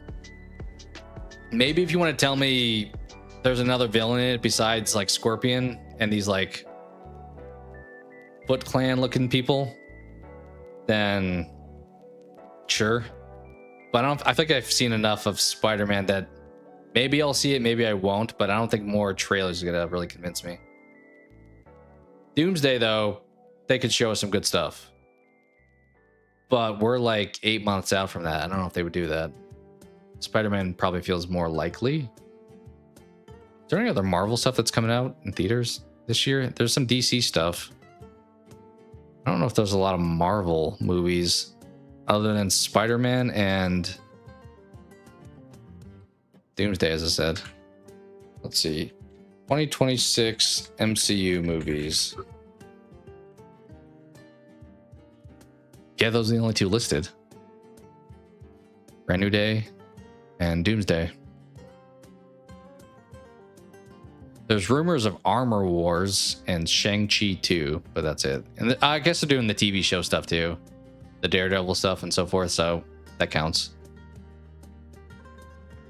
Spider-Man was shown at a Sony presentation. Was it more than like the last trailer? Because we just got a trailer from Spider-Man where they showed us Scorpion, where they showed us the Punisher, where they showed us Mark Ruffalo. So I just don't feel like we need any more stuff other than if you want to tell us who like the other villain could be, if there is one. Or like have some, are we still doing the Venom thing? I feel like we abandoned the whole Venom tie-in.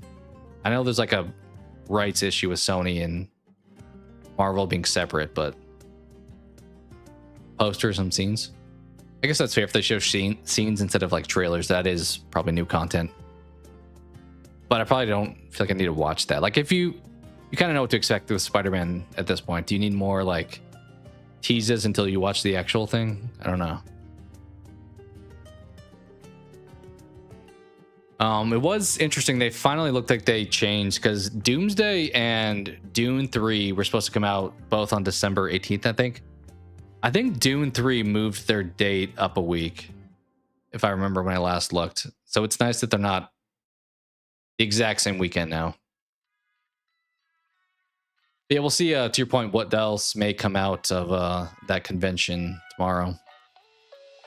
But there's definitely a lot of stuff. I feel like I've not really ever heard of this con too much in the past, but it feels like a lot of announcements came this year with this one. So we'll continue to keep an eye on it and probably talk about it in the future too. So yeah, thank you guys for hanging out. In terms of shows, we got Punished, new animated Spider-Man, and X-Men 97. I need to watch X-Men 97. I heard great things when that launched, and didn't have Disney Plus at the time, but now we do, so I probably should watch it. Vision Quest. Yeah, they're definitely leaning into shows right now. I'm here to amp it up. We're amping it down. Thank you for saying hi, though, Rusty. Hope you're doing well. This is a late night for you. We just kind of just rambled for about 3.5 hours talking about movie stuff, so. Anything you watched recently? I mean, you saw, I think you said you liked that new Seagull movie, Over Your Dead Body. What'd you miss? Okay, depend. I just talked about a bunch of movies I saw this last week on streaming, which was half of Super Dark Times, The Rental, Getaway, I'm Just Effing With You, The Clove Hitch Killer, F, Marry, Kill, Pizza Movie, Hell of a Summer, FNAF 2, and Anaconda. Maybe there's more, but those are the ones I remembered. So, and then chat shared some movies we looked up. We saw some movie news. That was about it. Just kind of chilling, hanging out. Funny, Gory, definitely check it out. Yeah, I think that's one I'll probably wait to stream, but I'll probably watch it when it comes to stream. Have you seen The Mummy yet? I've heard that's pretty gory, but not the greatest movie. I don't know if you've seen it yet.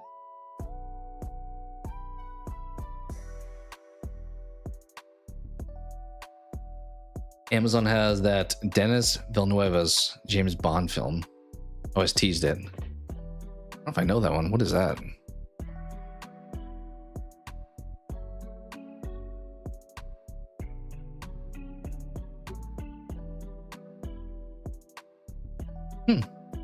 Okay. It's the guy who did Dune Part 3, it sounds like. That's cool.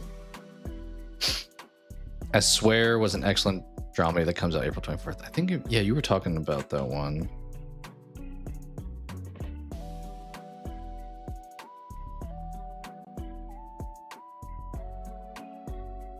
That seems like it could be like a feel-good story. It's got 100% Rotten Tomatoes right now. 8.4 on IMDb. That feels like one I'll definitely like stream at some point. Like I'll want some kind of uplifting story or something, or some positive message in a movie, and throw that on. Watch The Mummy tomorrow. Normal with Odenkirk. Normal. All these say 2025. I don't know why. I guess they were maybe at like festivals then. The new sheriff of a small town in Minnesota uncovers a dark secret while investigating a botched bank robbery. Okay. Got him, Henry Winkler.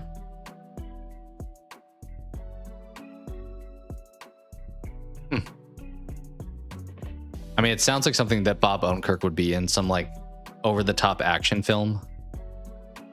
Like, I've never watched them, but like Nobody. It's kind of the same vibe, I feel like, just in a sheriff setting, in like a banshee setting.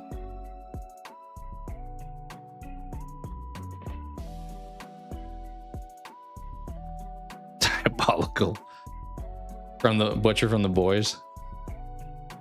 The action was good and normal, but just wait for streaming. It's like Fargo meets Hot Fuzz. Yeah, kind of. I got that vibe. It's like a little like, without even seeing a trailer, just looking at the poster, it looks like an over-the-top action. Like, not really comedy, but like some comedic moments because how like zany probably would get.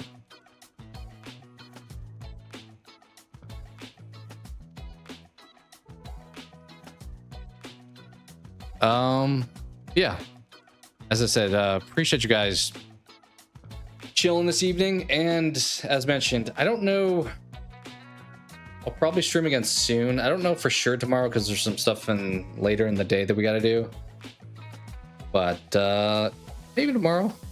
If not, probably this weekend.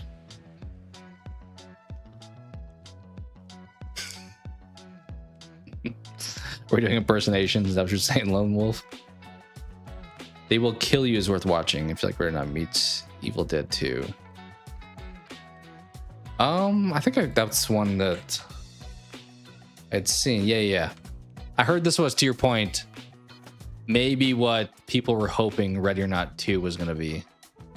Like, I think people liked Ready or Not 2, but I feel like a lot of people that saw both of these were like, They Will Kill You was my preference on how they would have done Ready or Not 2.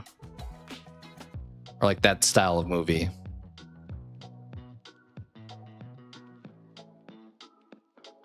Did you watch Dogman? You streaming Crimson Desert? Me? Are you streaming Crimson Desert? Guys, don't you think Rusty should stream Crimson Desert? You'd give it a watch. I'd watch it. I've watched a little bit of that game. It seems like a pretty good time, but it feels like you have to be pretty patient with it.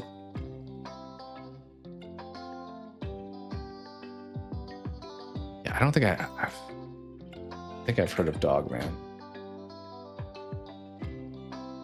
As a child, Douglas was abused by a violent father who threw him to the dogs. Instead of attacking him, the dogs protected him. Traumatized and leading a life on the margins of society with the dogs, Douglas descends into a murderous madness.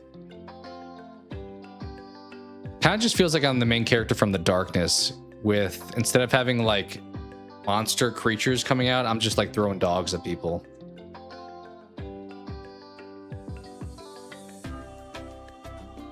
But I don't know.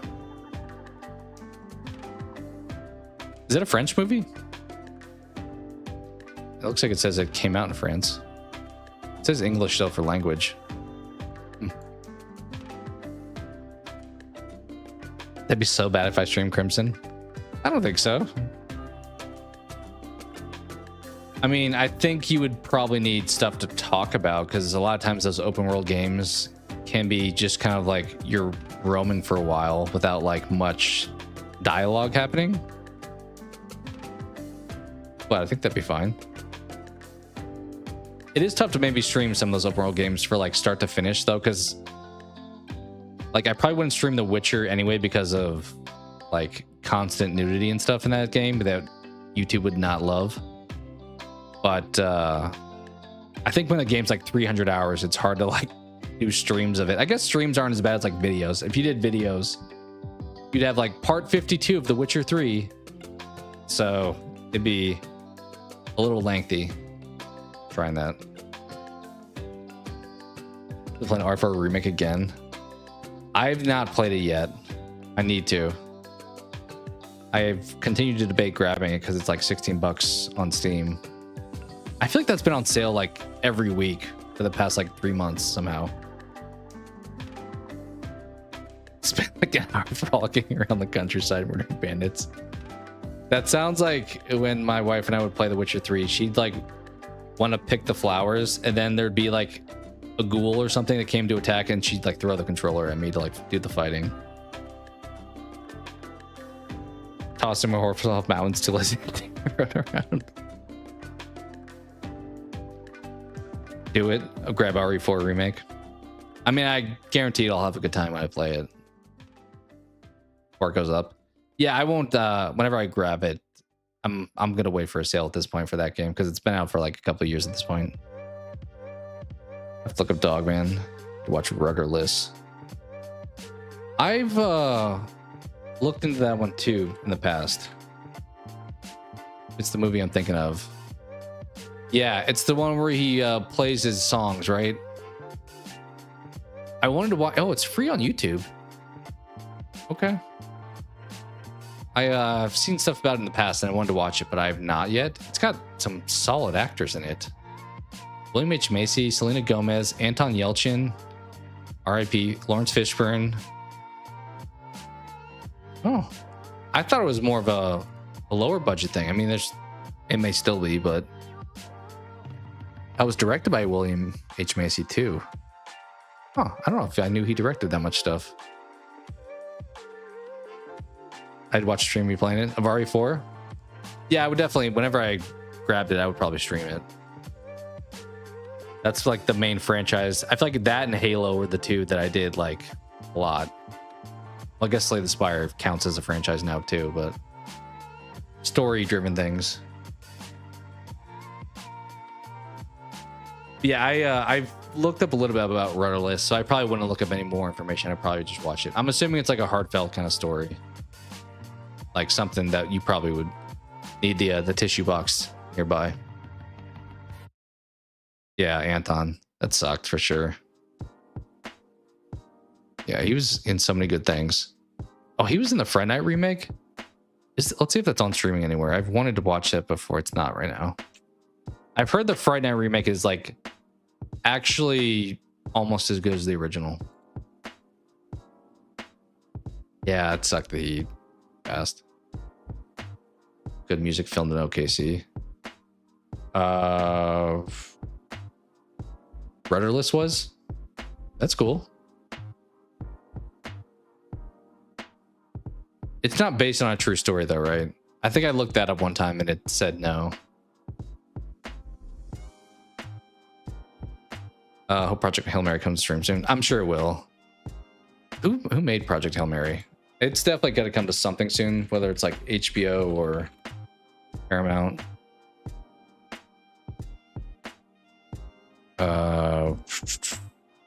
Who's the studio?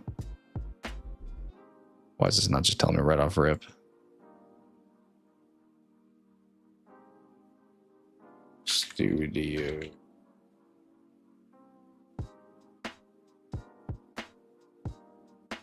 Oh, Amazon MGM. Okay. So yeah, I would expect it probably comes to streaming. I mean, I think it still was in theaters though last week. I would guess maybe like by the end of May, June. All right, sounds good, Rusty. Thanks for hopping in. Hope you're doing well, man. You're gonna be streaming quite a bit coming up. You've been streaming a lot lately. I feel like doing some decent variety of stuff. It'll F you, but it's thought provoking. Those are the best kind of movies. Streams. I mean, yeah.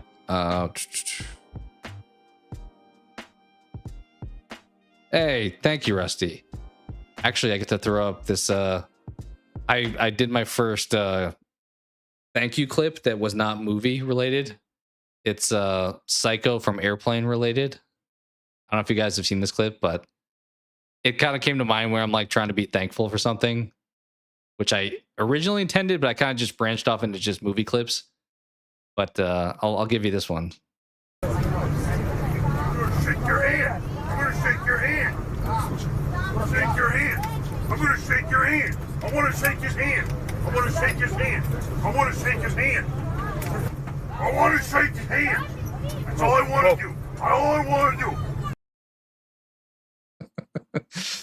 I don't know why I thought of that clip the other day. I think I was thinking of like saying thank you and shaking your hand, but the guy on the plane was wild. Thank you so much, Rusty. Very nice of you to do that. I appreciate you, man. I've not seen Marty Supreme yet, but I know Rusty was a big fan. Cope, did you like it as well? I think you typically like Chalamet stuff. But I'm expecting it's probably a little Uncut Gemsy, where it's like also fast paced and like, do I love this character? I don't know. Marty Supreme is great. Yeah, it sounds like the people that have seen it really enjoy it. Yeah, take care, Rusty. Thank you so much. Husband didn't like it. I don't know if I would. I think there's a better chance I would like it than Uncut Gems, but I still think we'll see. I may watch it at some point. Got about 7+ streams planned next couple weeks. Dang. That's way more prepared than I am. I'm like, how do I feel today? Let's do it. Or not today. That's kind of my back and forth. I know a streamer has a thank you sound, but it's Penguin going to thank you. A penguin going thank you? Like which you talking about Penguin from like Batman?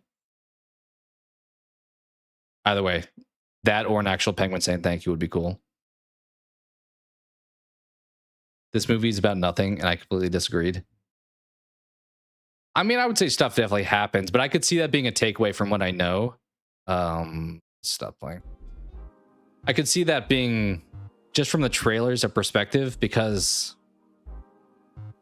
I mean, I don't know how successful he winds up being at like ping pong, but that's kind of why I mentioned theater camp earlier, where it's just like, this movie's just about somebody's life, and that's the movie. Penguin from Batman, okay. Lots of anniversary game streams. Anniversary like channel anniversary? Or some other anniversary? Yeah, I could see movies like that. I feel like any of those like artsy ones too lean either somebody really appreciates it, or they're just like, nothing happened. Marty is written as someone you're not supposed to root for. I did say earlier that was my arch nemesis in movies. I don't know, Lone Wolf, what you think about Uncut Gems, but that was like the classic example I would give of like, people love that movie. I mean, I've only watched it once. Maybe I need to give it a second watch. But I just did not like it because I do not like Adam Sandler's character. And I know you're not supposed to, but that's hard for me to enjoy watching it then. Like game anniversaries. Okay. So like, I don't know, 10th year of Bendy or 10th year of, or 5th year of something. Skirt Ritual 2 anniversary Saturday. Okay. Nice. I guess a lot of anniversaries must have lined up then around this time of year. Spring is kind of a big release window time. Given how much he goes to get what he wants, I think it's unexpected. I mean, that sounds like Uncut Gems even. Where it's like really putting everything you have into this, but you're kind of a scumbag and you wind up not succeeding. So just like, it feels like nobody wins. Made a list of all the games I love. I'm willing to do streams like that for. That's a good approach to it, because there's definitely like games, like I mentioned, The Witcher is one of my favorite games of all time, but I don't think I would ever stream it for a variety of reasons. If Bloodborne ever came to PC, I would stream that for sure. That'd be like a day one buy for me. Honestly, I think my willingness to like play games that typically result in rage has like increased over time. So I think I would play pretty much anything FromSoft, but the problem is the only ones I have are on PlayStation, and I know I've done the whole like remote play, but I think that would go very poorly with a Dark Souls style game. I've wanted to stream BioShock at some point, like that franchise. I really like 1 and 3. 2 was okay, but Oka Gems was loved the fact it was more serious role. Yeah, I like Sandler can do serious well. Like I love Reign Over Me. Even Click has serious moments in it where he's like doing a pretty good job doing a drama role. I just don't think I like him playing like the kind of scumbag who's the main character throughout this 2-hour runtime role. Little Nightmares 9-year anniversary. Wow. I mean, I guess there are 3 of them, but that's a while ago at this point. That kind of checks out though, because Limbo, what was Limbo, like 2014 or something? And Inside was like 2017 maybe.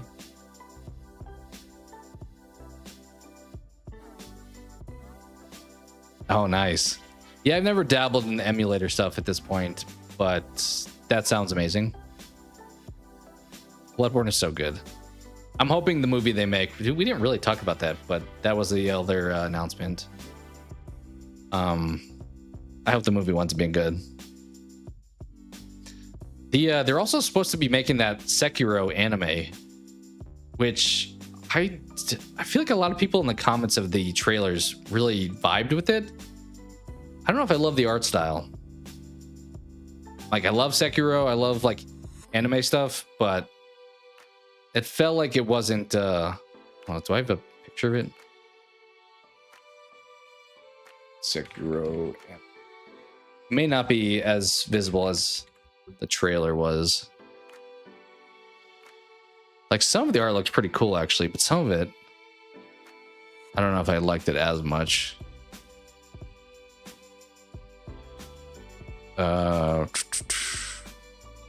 Like a lot of these look cool. Like this looks pretty sick. But I think it was the trailer because the pictures aren't really.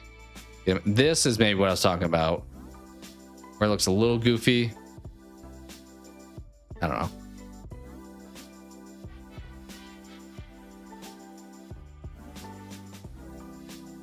He's live right now too. Yeah, he plays at like AM hours, I feel like. Yeah, I mean, he's also a big fan of Bloodborne, so I think it's in well-loved hands. So hopefully a promising indication. I mean, FromSoft, I assume, has to approve some of the stuff, so they probably wouldn't put out some below average quality content.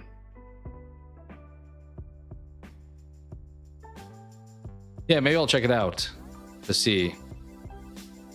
I don't know, isn't most, I'd have to see most emulator stuff. I don't know if I trust a lot of downloading stuff, but maybe I'll check it out.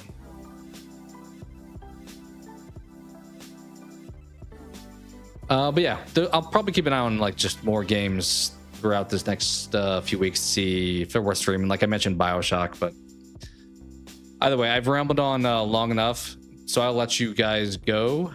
As I said, streaming again soon. Exactly when, don't know. What we'll do, also don't know. So look forward to that. But yeah, thank you guys so much for hanging out. Rusty, thank you again for the donation. And other than that, I hope you guys have a great Thursday and great rest of your evening. Invincible Versus sounds fun. I don't know, dude. I'm not a big fighting game person. Also, I feel like I only like 3 characters that are shown so far, but we'll see. Hopefully the cast winds up being pretty good. Yeah, take care, guys. Have a great evening, and I will catch you next time. Later.